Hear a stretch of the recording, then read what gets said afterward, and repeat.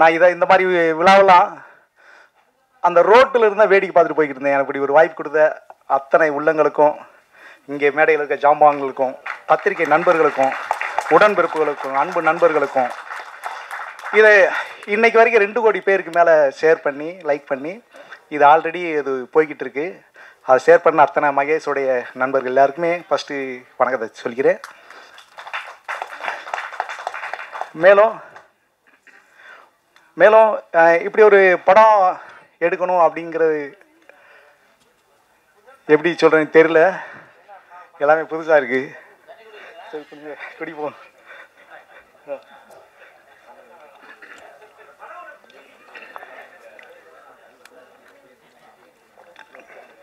நன்றி நன்றி, தண்ணி கொடுத்தாங்க, நன்றி,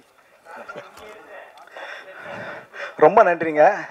ஆனால் இது ரொம்ப சீரியஸான விஷயத்த சொல்லிக்கிட்டு இருக்கோம். பொதுவாக பார்த்தீங்கன்னா நம்ம கிராமங்களில் ஆல்ரெடி எல்லாருமே அந்த காலத்துலேருந்து இந்த காலத்து வரைக்கும் எல்லாருமே கிராமங்களில் பறந்து அப்படியே பயணிச்சது. அதை நகரமாக ஆக்கிட்டோம். நம்ம தான் நகரமாக ஆக்கணும். நகரங்களை உருவாக்குனது நம்ம தான், கிராமங்களை அழித்ததும் நம்ம தான். அப்படி ஒரு விஷயத்த தான் சொல்லியிருக்கோம். ஃபஸ்ட்டு படம் எனக்கு இப்படி ஒரு படம் பண்ணது எனக்கே ஒரு ஆச்சரியமாக இருக்குது. இது படமாக இருக்கிறத விட காவியமாக தான் இருக்கும். நீங்கள் ஃபஸ்ட்டு படமாக பார்த்தீங்கன்னா இது எனக்கு படமாக தோணலை இன்றைக்கி வரைக்கும். நான் இதை 100 தடவை நானே பார்த்துட்டேன். இது ஒரு காவியம் அப்படி தான் நான் நினைக்கிறேன். நீங்கள் அப்படி தான் நினைப்பீங்க, பார்க்கும்போது அப்படி தான் இருக்கும். அப்படி ஒரு வாய்ப்பு கொடுத்த மகேஷ்க்கு ஃபஸ்ட்டு அவர் ஒரு யூடியூப்பாக தான் அவர் போட்டிருந்தார். அந்த கதையை தான் நான் ரொம்ப எங்கள் ஐயா சொன்ன மாதிரி எனக்கு கதை ரொம்ப ஈஸியாக கிடச்சிச்சு. ரொம்பலாம் தேடலை, ஒன்றுமே பண்ணலை. மகேஷ் வீடியோ போட்டார், அதை பார்த்து அப்படியே ஈஸியாக எடுத்துகிட்டு வந்துட்டேன், அவ்வளோதான். ரொம்ப ரிஸ்கெலாம் எடுத்துக்கலை. அதுவும் ஃபஸ்ட்டு படத்தில் ஐயா முத்தமிழ் அறிஞர் கலைஞரை அவருடைய வீட்டு வசதி திட்டத்தை வச்சு எடுத்ததில் நான் ரொம்ப பெருமைப்படுறேன். அதுக்காக ரொம்ப சந்தோஷப்படுறேன். ஏன்னா அவ்வளோ பெரிய கலைத்துறையிலிருந்து மூத்த குடி அவருடைய நம்ம படத்தில் அவருடைய இதை மென்ஷன் பண்ணி எனக்கு ஒரு சந்தோஷம். அது இந்த மாற்றுக்கிறது கிடையாது. இப்படி ஒரு விஷயத்தை உருவாக்குனதில் அன்னைக்கு இருந்த விருதுநகர் மாவட்ட கலெக்டர் ஐயா மேகநாத ரெட்டி ஐயா அப்படி ஒரு விஷயத்தை பண்ணினதுனால தான் இப்படி ஒரு விஷயம் நடந்துச்சு. இது ஒரு ப்ராசஸ், இது உயிரோட்டமான ஒரு ப்ராசஸ். இது எப்படின்னா இது ஒரு நாடகத்தன்மை இல்லை, இதில் ஃபுல்லாக உயிர் இருக்குது, அந்த செயலுக்கு பூரா உயிர் இருக்குது. அப்படி ஒரு உயிரோட்டத்தை நான் படமாக்குனது எனக்கு ஒரு சந்தோஷமாக இருக்குது. எல்லாமே யதார்த்தமாக நடந்துச்சு. எனக்கு எவ்வளோ பேசுறதுக்கு இருக்குது எனக்கு. ஆனால் ஃபஸ்ட்டு எனக்கு நன்றியை தான் சொல்ல முடியுது. நன்றி தவிர வேறு ஒன்றும் இல்லை.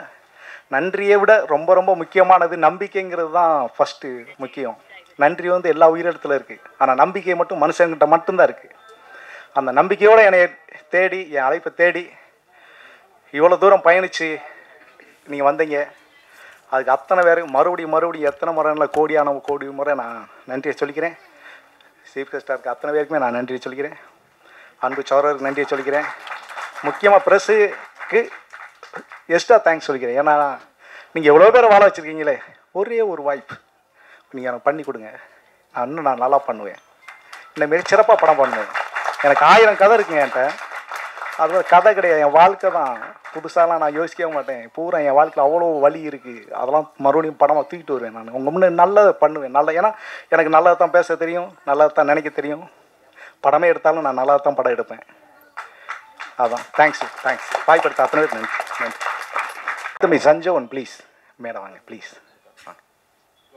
எங்க சாமி அப்படின்னு சொல்லுவாங்க. அந்த பூமியைத்தான் சாமியாக ஆண்டவன் என்று தந்திருக்கிறார். கலையுலக வாரிசு என்று புரட்சி தலைவருடைய வாரிசாக பாக்யராஜ் அவர்கள் கலையுலக வாரிசு. அந்த பாக்யராஜுக்கு ஒரு வாரிசு வேணும்ல, அந்த கலையுலக வாரிசு தான் மகேஸ்வரனாக இங்கே அமர்ந்திருக்கிறார். 2 பேரும் தாடி, இவருக்கு அவர் தாடி. அது மட்டும் அல்ல, 2 பேருடைய தலைமுடியும் பாருங்க. கலையுலகின் வாரிசாக மகேஸ்வரன் அவர்கள் புது பிறவி எடுத்திருக்கிறார். ராமநாதபுரம் மண்ணில் இருந்து, வறண்ட நிலத்தில் இருந்து திறந்து பார்க்கிற அந்த காட்சியை, உடைந்த வீடுகளின் ஓட்டு வீடுகள், அந்த ஓட்டு வீடுகள் ஓட்டு போடுகிற வீடுகளாகத்தான் மிச்சம் இருக்கிறதே தவிர குடியிருக்கிற வீடுகளாக அங்கே இல்லை என்பதை இந்த திரைப்படத்தின் மூலமாக உடைத்து சொல்லி இருக்கிறார் என்பதுதான் இந்த திரைப்படத்தினுடைய இந்தியாவிற்கு ஒரு தகவலை சொல்லி இருக்கிறார். பாக்யராஜ் அவர்கள் எடுத்த படத்தில், ஒரு படத்தில் இனி காந்திஜியை சொல்லாமல் தாத்தாஜி நேதாஜி வழியில் செல்லுவோம் என்று அந்த திரைப்படத்தை அவர் நிறைவுபடுத்தி இருப்பார். அந்த திரைப்படத்தில் அது வெற்றி பெற்றதா இல்லையா என்றாலும் அந்த கதையின் கருவை இந்தியனாக எடுத்தவர் ஜெயித்தார் என்று சொன்னால் அந்த கதையின் கருவை கொடுத்தவர் பாக்யராஜ் தான் என்பதை மறந்துவிட முடியாது. இனி நேதாஜி தான் என்று ஒரு வரி செய்தியை கொடுத்தார். அதுபோல மகேஸ்வரன் அவர்களும் நம்முடைய அருமை சகோதரர் இயக்குனர் அவர்களும் அந்த ஒரு செய்தியை கொடுக்கிற போது என் இதயத்தில் அவ்வளவு வலி இருக்கிறது என்று சொல்லி இருக்கிறார். அந்த இதயத்தில் இதயபூர்வமாக இந்த மண்ணை இதயமாக பார்க்கிறார், இந்த மண்ணை சாமியாக பார்க்கிறார், இந்த மண்ணை அவர் தெய்வமாக பார்க்கிறார், இந்த மண்ணை தாயாக பார்க்கிறார். தாய் மண்ணே வணக்கம் என்று சொல்லுகிறோமே, அந்த வசனத்தில் ஒரு வசனம் வருகிறது அல்லவா, அந்த வசனத்தில் வருகிற போது தாயை இழப்பதும் மண்ணை பிரிவதும் இரண்டும் ஒன்றுதான் என்று சொல்லுகிற போது ஆலயத்தில் இருக்கிறோமா இல்லை திரைப்பட திருவிழாவில் இருக்கிறோமா என்று எண்ணி பார்க்கிற போது ஒரு திரையுலகத்தை திரைப்படத்தை ஒரு தெய்வ நிலைக்கு கொண்டு போய் சேர்த்திருக்கிறீர்கள். மண்ணை பற்றி பேசி இருக்கிறீர்கள். காந்திஜி அவர்கள் சொல்லுகிற போது இந்தியாவில் 7 லட்சம் கிராமங்கள் இருக்கிறது என்று சொல்லி சென்றார். அதன் பிறகு டாக்டர் அப்துல் கலாம் அவர்கள் ஜனாதிபதியாக இருக்கிற போது 6 லட்சம் கிராமங்கள் இருக்கிறது என்று சொன்னால், அப்படி காந்திஜியின் காலத்தில் 7 லட்சம் கிராமமாக இருந்த இந்தியா ஜனாதிபதி அப்துல் கலாம் காலத்தில் 6 லட்சமாக மாறி போனது என்று சொன்னால் 1 லட்சம் கிராமங்கள் இந்தியாவில் தொலைந்தது என்று வரலாற்று பக்கங்களில் காந்திஜி அப்துல் கலாம் சொன்னதை இந்த ஆண்டவன் திரைப்படம் மீண்டும் ஒரு வரலாற்று பதிவாக செய்திருக்கிறது என்று சொன்னால், அவர்கள் அதை சொன்னார்கள், இதை அவர்கள் செய்திருக்கிறார்கள் என்று சொன்னால் இது திரைப்படம் அல்ல, இந்தியாவுடைய கண்களை திறக்கின்ற படமாக இருக்கிறது. எனவேதான் இந்த திரைப்படம் என்பது ஆண்டவன் என்று சொல்லி இருக்கிறார்கள். எனவே ஆண்டவன் என்று சொன்னால் இந்தியா கிராமத்தில் வாழ்கிறது என்று சொல்லுகிறோம். ஆனால் கிராமம் எப்படி வாழ்கிறது என்று சொல்லுகிற படம் தான் இந்த ஆண்டவன் படமாக இருக்கிறது என்று சொன்னால், இந்தியா எப்படி வாழ்கிறது என்பது கிராமத்தில் வாழ்கிற இந்தியா கிராமமே தொலைந்து போய் கொண்டிருக்கிறது என்பதை சொல்லுகிறது. மகேஸ்வரன் அவர்களுடைய இந்த நுட்பமான அந்த திரைப்படத்தில் சிவப்பு சட்டை அவர் அணிந்திருக்கிறார். அவர் அணிந்திருக்கிற சட்டையில் போட்டுக்கொண்டு ஒரு வசனத்தை சொல்லுகிறார். ஏதாவது நான் சாவதற்கு முன்னால் உலகத்திற்கு ஒரு செய்தியை சொல்லிவிட்டு சாவேன் என்று சொல்லுகிறார். பகத்சிங் தன் மரணத்தையே இந்தியாவின் விடுதலை செய்தியாக மாற்றி கொடுத்தவன் பகத்சிங். அந்த பகத்சிங்கினுடைய வார்த்தையை போல இவருடைய வார்த்தையும் ஒரு சிவப்பு சிந்தனையாளராக, ஒரு புரட்சியாளராக, கிராமத்தின் கீதமாக, கிராமத்தின் சிவந்த மண்ணாக அந்த ஆண்டவன் என்பது ஒரு சிவப்பும் மஞ்சளும் கலந்த வண்ணத்தில் தந்திருக்கிறார். இறைவன் சிவன் எப்படி இருக்கிறான் என்கிற போது செவ்வானமாக இருக்கிறார் என்று ஆண்டவனை சொன்னார்கள். அந்த ஆண்டவன் பேரும் செவ்வானமாகவே பதிவு செய்திருக்கிறார்கள். இது உங்களை மீறிய திரைப்படம் என்றுதான் பார்க்கிறேன். ஏனென்று கேட்டால் மனிதனின் இதயத்தில் ஆண்டவன் சில நேரம் வந்து போவதாக சொல்லுகிறார்கள். இங்கே இந்த மேடையில் இருக்கின்ற ஒவ்வொருவருடைய கதாநாயகனுடைய ஒரு சிரிப்பு அது காதலை சொல்லிவிட்டு போகிறது. எனவே கதாநாயகியுடன் ஒவ்வொருவரும் படம் எடுத்துக் கொள்ள வேண்டும். அவர் ஒரு படம் எடுத்திருக்கிறார் ஆண்டவன் என்று, அவரோடு ஒவ்வொருவரும் படம் எடுத்துக் கொள்ள வேண்டும் என்று விரும்புகிறோம் என்று சொன்னால், அந்த கதாநாயகனுடைய பாக்கியம் செய்த அந்த மகாலட்சுமியாக இந்த படத்திற்கு அங்கே ஒரு ஈஸ்வரன் இருக்கிறார் என்று சொன்னால் இங்கே ஒரு ஈஸ்வரி இருக்கிறார். அது மகாலட்சுமியாக கிடைத்திருக்கிறார். எனவே கிராமத்தை சொல்லுகிற படம் இந்த படம். இந்தியாவினுடைய அரசியலின் கதவுகளை தட்டுகின்ற படம். இந்த படத்தின் மூலமாக பாராளுமன்றம் வரையிலும் இந்த திரைப்படம் அங்கே கதவுகளை தட்டும். இந்த நாட்டினுடைய ஆட்சியாளர்களின் கவனத்திற்கு செல்லும். இந்த திரைப்படம் இந்தியாவின் சிறந்த திரைப்படமாக, பரிசு பெறுகிற, அவார்டு பெறுகிற திரைப்படமாக மாறும் என்பதில் மாற்று கருத்து இல்லை. இங்கே விசிலடித்தவருக்கும் கை தட்டுகிறவர்களுக்கும் நான் இந்த அரங்கத்தை பாராளுமன்ற அரங்கமாக பார்க்கிறேன். இங்கே அமர்ந்திருப்பவர்களை இந்த நாட்டினுடைய ஆண்டவனை தந்தவர்களாக பார்க்கிறேன். உள்ளூரை உலகத்திற்கு தந்திருக்கிறார்கள். ஒவ்வொரு வசனமும் தேடி தேடி கண்டுபிடித்திருக்கிறார்கள். பாரதி அங்கே பாக்யராஜ் அவர்களுடைய வாரிசு என்று சொல்வதற்கு திரைப்படத்தில் ஒரு வசனம் வந்து போகும். சப்ஸ்கிரைப் பண்ணிட்டியா, பெல் பட்டனை தட்ட போற அப்படின்னு ஒரு வசனம் இருக்கும். அது பாக்யராஜனுடைய வசனத்தின் முந்தானை முடிச்சை பார்த்தவர்களுக்கு தெரியும். அதனுடைய வாரிசு இங்கே இருக்கிறது என்று. எனவே அந்த ஒற்றை வாரிசு பாக்யராஜை சொல்லும் என்று சொல்லி இங்கே இயக்குனர் வில்லி திருக்கண்ணன் இருக்கிறார். திருக்கண்ணன், சிவனுடைய திருக்கண்ணன் அவரே இங்கே வந்திருக்கிறார். ஏதோ படத்திற்கு படம் எடுத்திருக்கிறேன், பணம் வந்துவிடும் என்ற எதிர்பார்ப்பெல்லாம் அவரிடத்தில் இல்லை. வழியை சொல்லுகிற சிவனின் குரலாக அவர் வெளிப்பட்டிருக்கிறார். கதாநாயகன் மகேஸ்வரன், நடிகர் பாக்கியராஜ், அவர் நடிகர் அல்ல, இந்த திரைப்படத்திற்கு அவர்தான் மிகப்பெரிய நல்லாசியாக நமக்கு கிடைத்திருக்கிறார். இந்த படத்தின் பாக்கியமே பாக்கியராஜாக இருக்கிறார் என்பதை சொல்லி, கில்ட் தலைவர் ஜாக்குவார் தங்கமாக வந்திருக்கிறார். நடிகர் கஞ்சா கருப்பு, கஞ்சா கருப்பல்ல, அவர் கருப்பென்றாலும் நெருப்பாக வசனத்தை தருகிறார். நிலாவையும் இங்கே கொண்டு வந்து சேர்த்திருக்கிறார். வானத்தில் வருகிற கடவுளை மண்ணில் இருந்து பார்க்க சொல்லி இருக்கிறார். அங்கேயும் குழாக்கெட்டு வைங்கன்னு சொல்லி இருக்கிறார். நடிகர் கஞ்சா கருப்பு, நடிகர் முத்து காளை. இங்கே காளை சிவனுக்கு இருக்கின்ற காளை தான் இந்த முத்து காளை. எனவே இங்கே பார்க்கக்கூடிய சிறப்பு விருந்தினர் மாஸ்டர் மகேந்திரன், கதாநாயகி வைஷ்ணவி. இங்கே வைஷ்ணவி என்று சொல்லுகிற போதும் அது ஒரு தெய்வத்தலம் தான். இசையமைப்பாளர் சார்லஸ் தனா. ஒவ்வொரு இசையிலும் ஒரு பயத்தை தருகிற ஒரு இசை, அது இளையராஜா தான் தந்திருக்கிறாரா என்று நினைவூட்ட தருகிற இந்த அளவிற்கு சார்லஸ் தனா தந்திருக்கிறார் என்று சொன்னால், இசையை அவருக்குள் உலா வருகிறது, இயற்கையாக வெளிப்பட்டு இருக்கிறது. நீரூற்று போல ஒளிப்பதிவாளர் மகிபாலன் அவர்கள், இது போல சிறப்பு விருந்தினர் இயக்குனர் கேந்திரன் அவர்கள், முனியசாமி அவர்கள், வில்லன் மினிஸ்டர் முத்து, அவர் கடைசியா போட்டிருக்கிறாங்க வில்லன் போட்டிருக்கிறாங்க. மின்னல் ஸ்டார் முத்து வில்லனாக கொடுத்திருக்கிறார். மின்னல் ஸ்டார். எனவே ஒரு மின்னல், ஒரு இடி, ஒரு ஒளி, இந்த கீற்று, இந்த காற்று, இந்த வெளிச்சம், இந்த உதயம் ஆண்டவனின் குரலாக, கிராமத்து கீதமாக விடிந்திருக்கிறது. அழுகுரல் தான் கிராமத்தில். மண்ணை நேசிக்கிற எங்கள் வாழ்வு, எங்கள் சாவும் இந்த மண்ணுக்காக என்று அன்றைக்கு விடுதலை குரலில் பாடியதை கிராமத்து குரலாக மாற்றியிருக்கிறார்கள். எனவே வீடு இருக்கிறது, ஆள் இல்லை. இப்போது அந்த ஆட்களை எல்லாம் கிராமத்திற்கு கொண்டு போய் சேர்க்கிற படம் தான் இந்த திரைப்படம். Think locally, act locally, think globally என்று சொல்லுவார்கள். உலகத்தையும் கிராமத்தையும் இணைத்திருக்கும் படம் தான் ஆண்டவன். மனிதனையும் மண்ணையும் விண்ணையும் இணைப்பதுதான் ஆண்டவன். உங்களையும் எங்களையும் இணைப்பதுதான் ஆண்டவன் என்று சொல்லி வாய்ப்புக்கு நன்றி கூறி விடைபெறுகிறேன். ஜெய்ஹிந்த். அனைவருக்கும் இனிய மாலை வணக்கம்.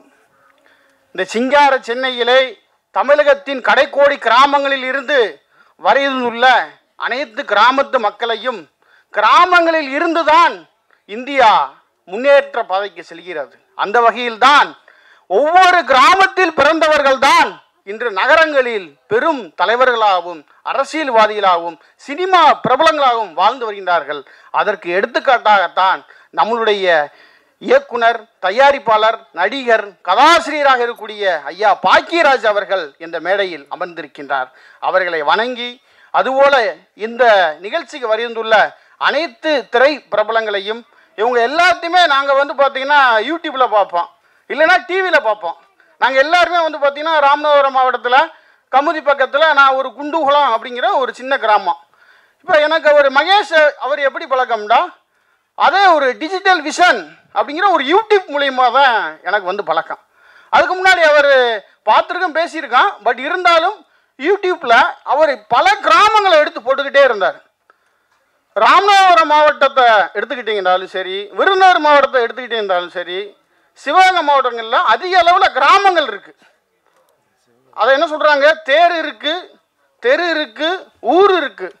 அங்கே வாழ்ந்த மக்கள் எங்கே, அங்கே வாழ்ந்த மக்கள் எங்கே இருக்காங்கன்ற கேள்வி இன்னைக்கு வர இருக்குது.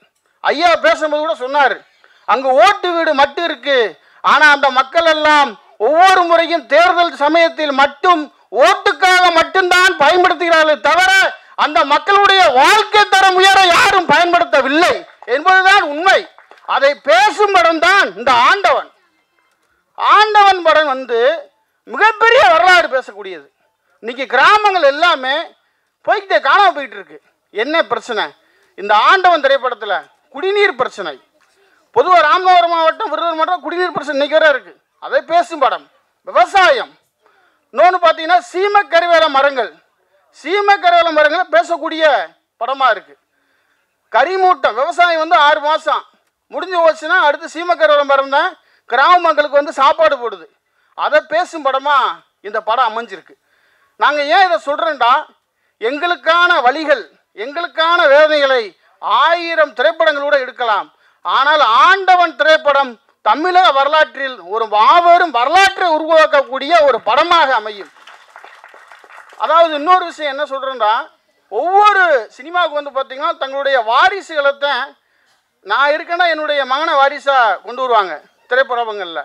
ஆனால் சாதாரண ஒரு கிராமத்து இளைஞர், ஒரு படித்த பட்டதாரி இளைஞர், ஒரு சாதாரண யூடியூப்பில் தொடங்கி இன்னைக்கு ஒட்டுமொத்த இந்தியாவையும் திரும்பி பார்க்க வைக்கக்கூடிய ஒரு ஆளுமை மிக்க மனிதராக இன்று மகேஸ்வரன் அவர்கள், இந்த ஆலடிப்பட்டிங்கிற ஒரு கிராமம் வந்து ஒரு சின்ன கிராமம், திருச்சுழி பக்கத்தில் கூடிய ஒரு சின்ன கிராமம், இன்னைக்கு உலகம் முழுவதும் பேசும் பொருளாக மாற்றியிருக்கிறார். இதுதான் அவருடைய சாதனை.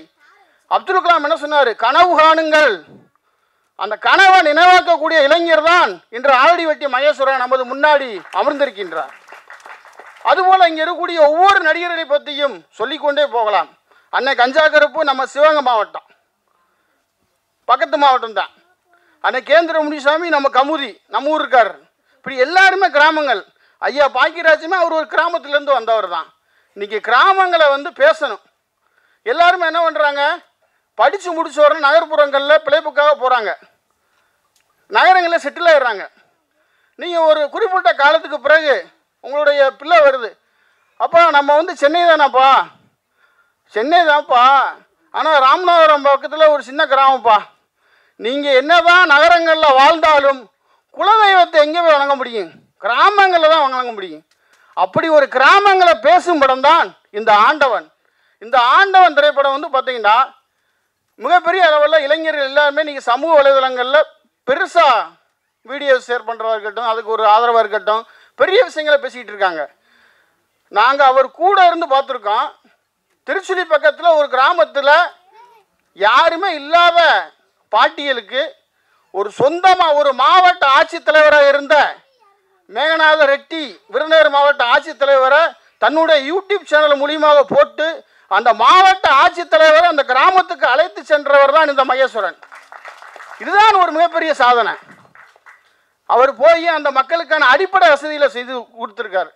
இன்னைக்கு யூடியூப்பில் வந்து காசுக்காகவும் பணத்துக்காகவும் என்னென்ன வீடியோவை போடுறாங்க, சாப்பாட்டு ரிவ்யூ போடுறாங்க, சினிமா பற்றி போடுறாங்க.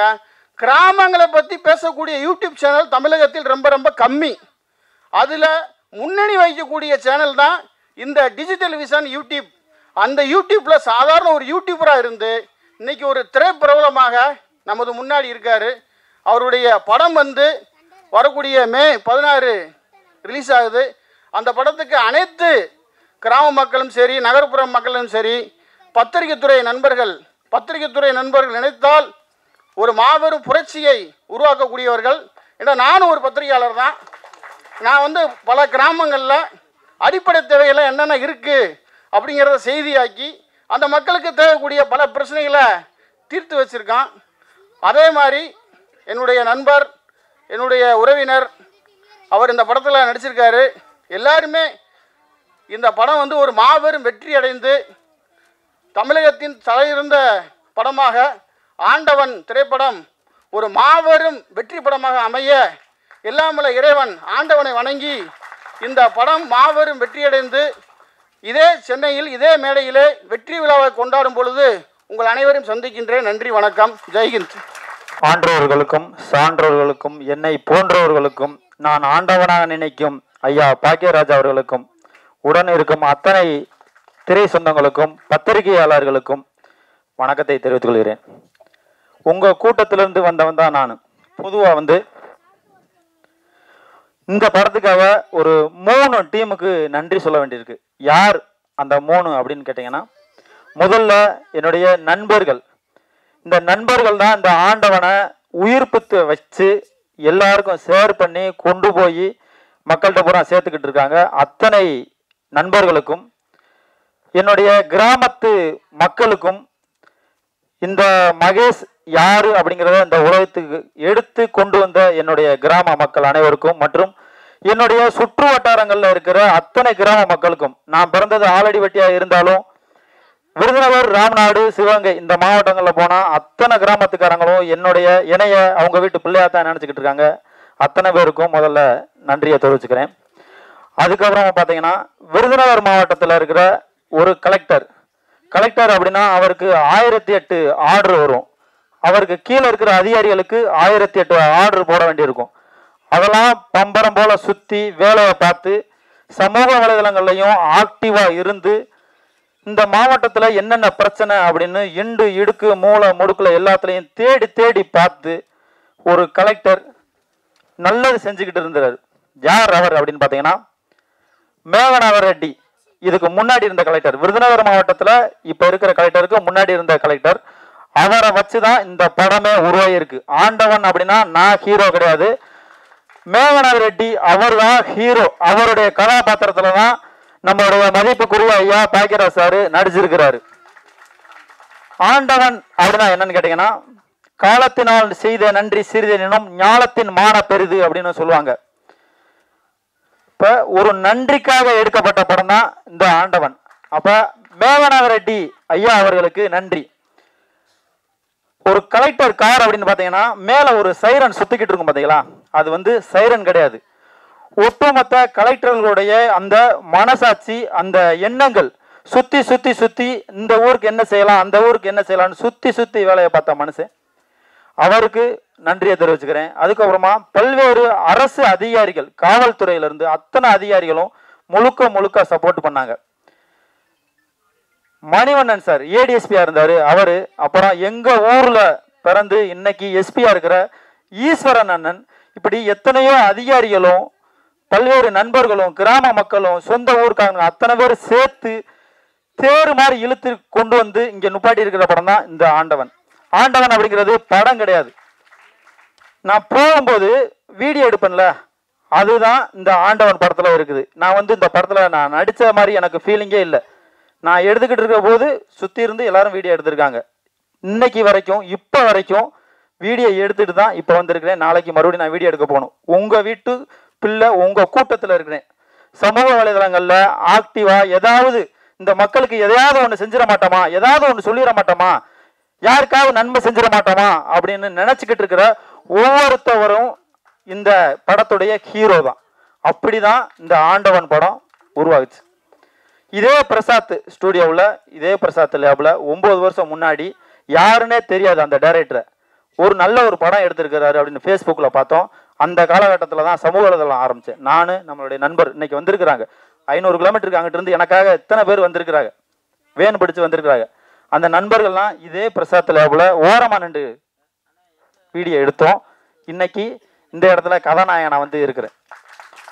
அதுக்கு முழுக்க முழுக்க இந்த நண்பர்களுக்கு மட்டும்தான் நன்றி கடன் சொல்ல வேண்டியிருக்கு. நண்பர்கள்னா நான் நேரடியாக பார்த்த நண்பர்கள் இல்லை, நான் பார்க்காத நண்பர்களும் இங்கேயே நிறைய பேர் வந்திருக்கிறாங்க.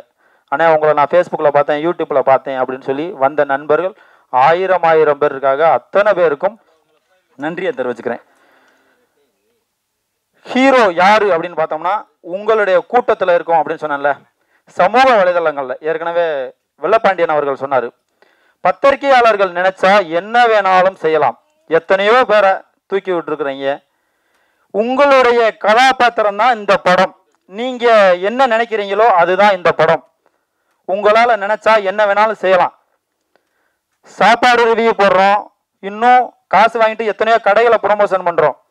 இதே பத்திரிகையாளர்களுடைய வழி என்ன, சமூக வலைதளங்கள்ல ஒரு யூடியூப்காரனுடைய வழி என்ன, ஏதாவது ஒரு ஃபோனை தூக்கிக்கிட்டு எங்கேயாவது போய் யாருக்காவது நல்லது செஞ்சிட மாட்டோமா அப்படின்னு ரோட்டில் போயிட்டு இன்னைக்கும் தினம் போய்கிட்டு அலைஞ்சிக்கிட்டு தான் இருக்கான். அந்த மாதிரி ஒரு கேரக்டர் தான் இந்த படத்துடைய ஹீரோ. சத்தியமா நான் இல்லை.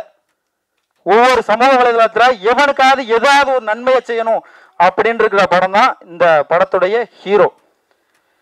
கிராமம் அப்படின்னு சொன்னாங்க. இந்த படமே கிராமம் தான், முழுக்க முழுக்க கிராமம் தான். ஒரு பட்டதாரி இளைஞர், கல்லூரி படித்த பட்டதாரி இளைஞர் என்ன செய்வான், ஏதாவது ஒரு கூலிங்காக இருக்கிற ஒரு கம்பெனியில் போய் வேலை செய்யணும் அந்த மாதிரி தான் நினச்சிக்கிட்டு இருப்பான். எங்கள் வீட்டிலையும் அப்படி தான் நினச்சாங்க. படிக்க வச்சாங்க. மாஸ்டர் டிகிரி வரைக்கும் படித்தேன். படித்து சென்னையில் வந்தேன், நல்ல வேலை பார்த்தேன், நல்ல சம்பாத்தியம், ஊரில் இடம் வாங்கியாச்சு, எல்லாமே பண்ணியாச்சு. ஆனால் இந்த கொரோனா காலகட்டங்கள் இருக்குல்ல, அந்த நேரங்களில் ஏற்கனவே ஒரு யூடியூப் சேனலும் வச்சுருந்தேன். அந்த நேரங்களில் ஒரு சின்னதாக ஒரு யூடியூப் சேனல் தொடங்கினேன். 100 சப்ஸ்கிரைபர் தான் இருந்துச்சு. ஊருக்கு கொரோனா டயங்களில் வேற வழி இல்லாமல் போனேன். அதாவது சொந்த ஊரில் மட்டும்தான் வாழ முடியும், எந்த ஊரில் வேணாலும் பொழைக்கலாம். பொழைப்பும் வாழ்க்கை ரெண்டுக்குமே வித்தியாசம் இருக்கு. வாழ்க்கை வேறு, பொழைக்கிறது வேறு. வாழ்றதுக்காக மறுபடியும் என் சொந்த ஊருக்கே போனேன். அப்படி போகும்போது ஒரு கிராமம், எங்கள் ஊர்லேருந்து ஒரு 15 கிலோமீட்டர் பக்கத்தில் ஒரு கிராமம். அந்த கிராமத்தில், கிராமம்னா எப்படி இருக்கும்? வாய்க்கா, வரப்பு, வாழைத்தோப்பு, அப்படியே இயற்கை வளம் நிறைஞ்சுதான் நம்ம படங்கள் எல்லாம் பார்த்துருப்போம். அப்படிலாம் இல்லை. காஞ்ச கருவாடு, இன்னும் வெளியில எல்லாம் நிறைய போஸ்டர்லாம் இருக்கும். காஞ்ச கருவாடு, கருவேலங்காடு, பாலைவனம், இந்த மாதிரி தான் அந்த ஊர் இருந்துச்சு. என்னடா இப்படி ஒரு ஊர் இருக்கே, இதை ஒரு வீடியோ எடுத்து போடுவோமா அப்படின்னு சொல்லி ஒரு வீடியோ எடுத்து போட்டேன். வீடியோ எடுத்து போடுறது எதுக்கு? லைக்குக்காகவும் ஷேருக்காகுமா? இல்லை. அந்த ஊர்ல ஆளே இல்லை, 2 பேர் மட்டும்தான் இருந்தாங்க. கொரோனா காலகட்டங்கள்ல எல்லாரும் தனிமைப்படுத்திருந்தாங்கல்ல, ஒரு கிராமத்தையே தனிமைப்படுத்திட்டு எல்லாரும் அந்த ஊருக்காரங்க எல்லாருமே வெளியில போயிட்டாங்க. அப்படி இருக்கிற போது அந்த வயசான தாத்தாவுக்கும் பாட்டிக்கும் வீடு கிடையாது. உடைஞ்ச வீடு, ஒழுகும்.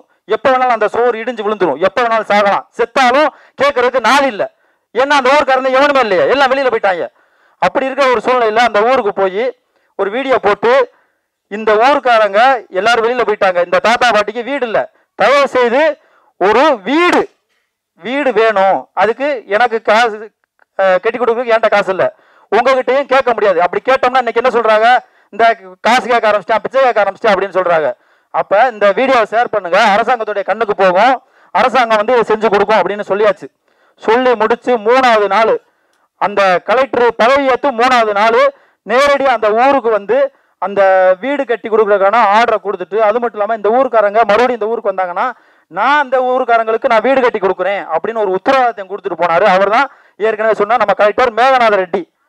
அந்த வீடியோ கண்டிப்பா நம்மளே இங்க யாராவது பார்த்துருப்பீங்க, ஏன்னா மில்லியன்ல போச்சு. யாராவது பாத்தீங்களா? கை தூக்குங்களேன். யாரெல்லாம் பார்த்துருக்கீங்கல்ல?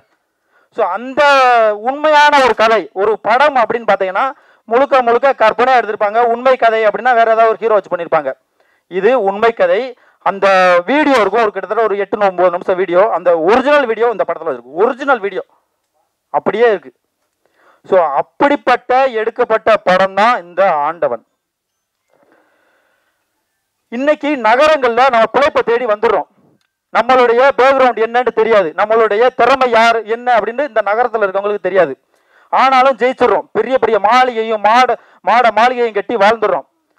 நம்ம யாருன்னு தெரியாம, நம்மளுடைய திறமை என்னன்னு தெரியாம இருக்கிற இந்த நகரமே நம்ம வாழ வைக்கிற போது நம்மளுடைய பேக்ரவுண்ட் என்ன, நம்மளுக்குன்னு எவ்வளவு சொத்து சொகம் இருக்கு, ஒரு குடிசை வீடா சொந்த வீடா ஊர்ல இருக்கும்.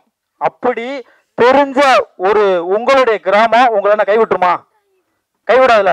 கண்டிப்பான முறையில் மேக்சிமம் எல்லாருமே கிராமத்துல இருந்தா வந்திருப்போம். நகரங்கள்ல பிறந்திருந்தாலும் நம்மளுடைய பூர்வீகம் அப்படிங்கிறது கிராமத்துல இருக்கும். தயவு செய்து உங்களுடைய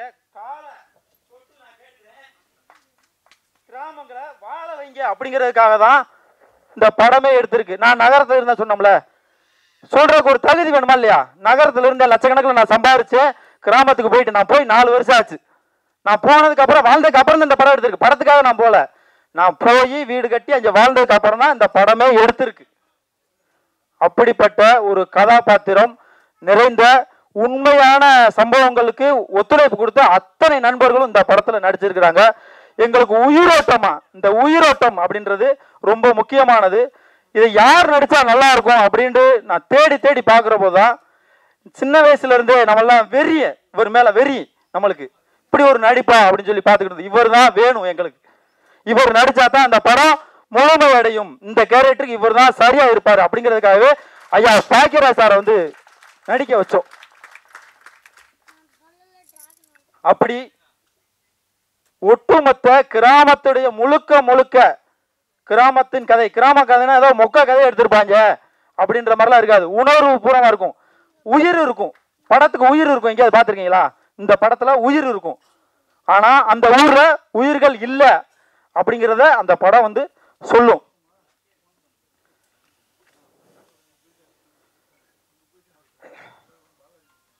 உதவுற எண்ணம், நன்றி அப்படின்னு ஏற்கனவே சொல்லியிருந்தேன் பாத்தீங்களா? உதவுற எண்ணம் இருக்கிறவங்க அத்தனை பேரும் இந்த படத்துல வந்து ஆண்டவனாகவே இருப்பாங்க. உதாரணத்துக்கு சொல்லணும்னா, நான் ஏற்கனவே சொன்னேன்ல, என்னுடைய பார்வையில என்னுடைய நண்பர்கள் ஆண்டவனா இருந்தாங்க. அதுக்கப்புறமா என்னுடைய ஊருக்காரங்க என்னுடைய பார்வையில ஆண்டவனா இருந்தாங்க. என்னுடைய பக்கத்து ஊருக்காரங்க என்னுடைய பார்வையில ஆண்டவனா இருந்தாங்க. இந்த படத்துக்கு உயிரோட்டம் கொடுத்த பாக்கியராஜ் ஐயா இந்த ஆண்டவன் பட குழுவுக்கே ஆண்டவனா இருந்தாரு. நீங்க இந்த படத்தை பார்க்கிற போது நீங்களே ஆண்டவனா இருப்பீங்க. ஆண்டவன் அப்படிங்கிறது என்ன நினைச்சுக்கிட்டு இருக்கீங்க? வேல் கம்பை விச்சர்வாயம் கச்சுக்கிட்டு இப்படி கொடூரமா ஊரோட எல்லையில கருப்புசாமி மாதிரி ஐயனார் மாதிரி நின்றுகிட்டு இருக்கும்ல, அது ஆண்டவன் நினைச்சீங்களா? அது ஆண்டவன். ஆண்டவன் அதுக்காக சிலையா எந்திரிச்சு நேரில் வந்துருமா இல்ல குதிரையில வந்துருமா? அப்படிலாம் வராதுல. எப்படி வரும்? இந்த மாதிரி நவீன காலகட்டங்கள்ல ஆண்டவன் திரும்பி வருவார் அப்படின்னு எல்லா மதங்களும் சொல்லிக்கிட்டு தான் இருக்குது. அப்படி இது மாதிரி ஏதாவது செல்போனையோ இல்ல கேமராவையோ தூக்கிக்கிட்டு தான் இந்த ஆண்டவன் வந்திருக்குது.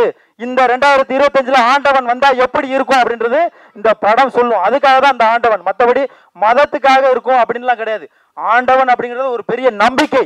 அந்த நம்பிக்கையை கொடுத்த ஆண்டவன். இந்த படத்தில் நடிச்ச நடிகர்கள் அத்தனை பேருமே தங்களுடைய சொந்த நடிப்புல அதை உண்மையாவே வாழ்ந்திருக்காங்க. வாழ்க்கை இந்த படத்தை எல்லாருமே வாழ்ந்தாங்க அப்படின்னு தான் சொல்லணும். அது வில்லனா இருக்கட்டும், நம்ம கதாநாயகியாக இருக்கட்டும், கூட இருந்த நண்பர்களா இருக்கட்டும், நாங்க படம் எடுத்த அந்த ஊருக்காரங்க பொதுவாக ஒரு ஷூட்டிங் எடுக்கிறாங்கன்னா என்ன செய்வாங்க? ஏதாவது ஒரு ஷூட்டிங் பிளேஸ்க்கு அமௌண்ட் கேட்பாங்களா இல்லையா? ₹1 கூட கேட்க கிடையாது. ஏன்னா கதை அப்படி கதை. எப்பா நம்ம ஊரு படம் இருக்கிற நம்மளுக்கு எதுக்குப்பா காசு என்ன அப்படின்னு சொல்லி ₹1 கூட வாங்காம அத்தனை பேரும் இந்த படத்துக்காக ரொம்ப உழைச்சிருக்காங்க. கஷ்டம்னா உலகத்துல யாருமே பார்க்க முடியாத கஷ்டம். கஷ்டத்துடைய எல்லைன்னு ஒன்று இருக்கும்ல, அந்த எல்லையை பார்த்துட்டு இந்த ஆண்டவன் படக்குழு இன்னைக்கு இந்த படத்துடைய ட்ரெய்லர் லான்ச்சை உங்களுக்காக கொடுத்துக்கிட்டு இருக்குது. ஒரு நிமிஷம்.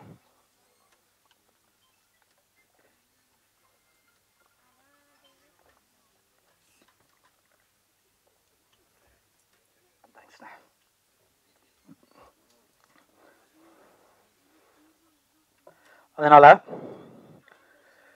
ஒரு படமா இதை பார்க்காம உங்க வீட்டு பிள்ளையா, உங்கள ஒருவனா, ஏன் நீங்களாவே இந்த படத்துல நடிச்சிருக்கோம் அப்படி இல்லைன்னா நம்மளுடைய கதையை எடுத்திருக்கோம் அப்படின்னு நினைச்சு அதை பாருங்க. ஏன்னா இந்த படம் ஒரு முழுக்க முழுக்க கிராமம் வாழணும் அப்படிங்கிறதுல எடுக்கப்பட்ட ஒரு படம். கண்டிப்பான முறையில நீங்க எல்லாம் சப்போர்ட் பண்ணீங்கன்னா கண்டிப்பான முறையில இந்த படம் வெளியில மக்களுக்கு போய் சென்றடையும். இந்த படத்துக்கு எங்களுக்கு விருது வேணும், நாங்க லாபம் சம்பாதிக்கணும் அப்படிங்கிறதுக்காக இல்லை, இதை உணரணும், மக்கள் வாழணும், இந்த கிராமப்புறத்துல எல்லாரும் வசிக்கணும் அப்படிங்கிறதுக்காக தான் இந்த படமே. ஸோ உங்களுடைய சமூக வலைதளங்கள்ல ஒரே ஒரு தடவை ஒரு போஸ்ட் போடுங்க, வி சப்போர்ட் ஆண்டவன் அப்படின்னு போட்டீங்கன்னா நம்ம பொதுவாக சொல்லுவாங்க இந்த ஆத்மா சாந்தி அடையும் சொல்லுவாங்கல்ல, அது மாதிரி இந்த ஆண்டவன் படக்குழுவுடைய ஆத்மா சாந்தி அடையும். வி சப்போர்ட் ஆண்டவன் சொல்றீங்களா ப்ளீஸ்? வி சப்போர்ட் ஆண்டவன், வி சப்போர்ட் ஆண்டவன், வி சப்போர்ட் ஆண்டவன். அது மாதிரி உங்களுடைய சமூக வலைதளங்கள்ல ஷேர் பண்ணுங்க. முழுக்க முழுக்க யூடியூப்புக்காகவே எடுக்கப்பட்ட படம். யூடியூப், இன்ஸ்டாகிராமு, ஃபேஸ்புக்கு இது மாதிரி சமூக வலைதளங்கள்ல நிறையா இருப்பீங்க. அது மாதிரி ஷேர் பண்ணுங்க. நம்மளுக்கு பெரிய அளவில் காசு கொடுத்து பெரிய அளவில் ப்ரமோஷன் பண்ணி அப்படி பண்ணுறதுக்கு நம்ம சக்தி இல்லை. ஸோ நம்மளால் முடிஞ்ச அளவுக்கு பண்ணியிருக்கிறோம். இந்த படத்தை கொண்டு போய் சேர்க்க வேண்டியது மீடியாக்காரங்களுடைய உங்களுடைய பொறுப்பு, உங்களுடைய கடமை. ஏன்னா உங்களை பற்றி தான் இந்த ஆண்டவன் சொல்லுது. நன்றி, வணக்கம். கலைத்தாயின் தவப்புதல்வனுக்கும் மற்றும் அனைத்து நடிகர்களுக்கும் இயக்குநர்களுக்கும் எங்கள் சொந்த ஊர் ஆலடிவட்டி, இந்த ஆலடிவட்டி மண்ணில் எனக்கு நிறைய பேர் சப்போர்ட் பண்ணுறாங்க, பண்ணியிருக்கிறாங்க. அப்படி பண்ணதுனால தான் நான் இந்த இடத்துல நிற்கிறேன். அதே மாதிரி எங்கள் ஊரை சுற்றி இருக்கிற அத்தனை கிராம மக்களுக்கும், என்னுடைய நண்பர்களுக்கும், ஒட்டுமொத்த உறவுகளுக்கும், தமிழக மக்களுக்கும், அரசு அதிகாரிகளுக்கும் தன்னுடைய கடமையை இடைவிடாம எந்த ஒரு காசு வாங்காம செய்யணும் அப்படின்னு நினைக்கிற அத்தனை அரசு அதிகாரிகளுக்கும் இந்த இடத்துல நன்றியை தெரிவிச்சுக்கிறேன். நன்றி, வணக்கம், ஜெய்ஹிந்த். ஹலோ ஹலோ, வந்துச்சா? நான் பேசுறது கேட்குதா? இங்கே என்னுடைய சொந்த பந்தங்கள் இருக்கிற பத்திரிகைக்கார அன்னைங்களுக்கும், அதே மாதிரி தொலைபேசி அன்னைங்களுக்கும், அதே மாதிரி என்னுடைய ஊரை சார்ந்த ராம்நாடு மாவட்டம், சிவகங்கை மாவட்டம், கமுதி மாவட்டம், இதை சேர்ந்த என்னுடைய சித்தப்பா பெரியப்பா அனைவர்களுக்கும் நன்றியை சொல்லிக்கிறேன். அதே மாதிரி மேடையில் அமர்ந்திருக்க, நான் அதிகமாக பேசக்கூடாது, இருந்தாலும் ஒரு 4 வார்த்தை மட்டும் பேசிக்கிறேன்.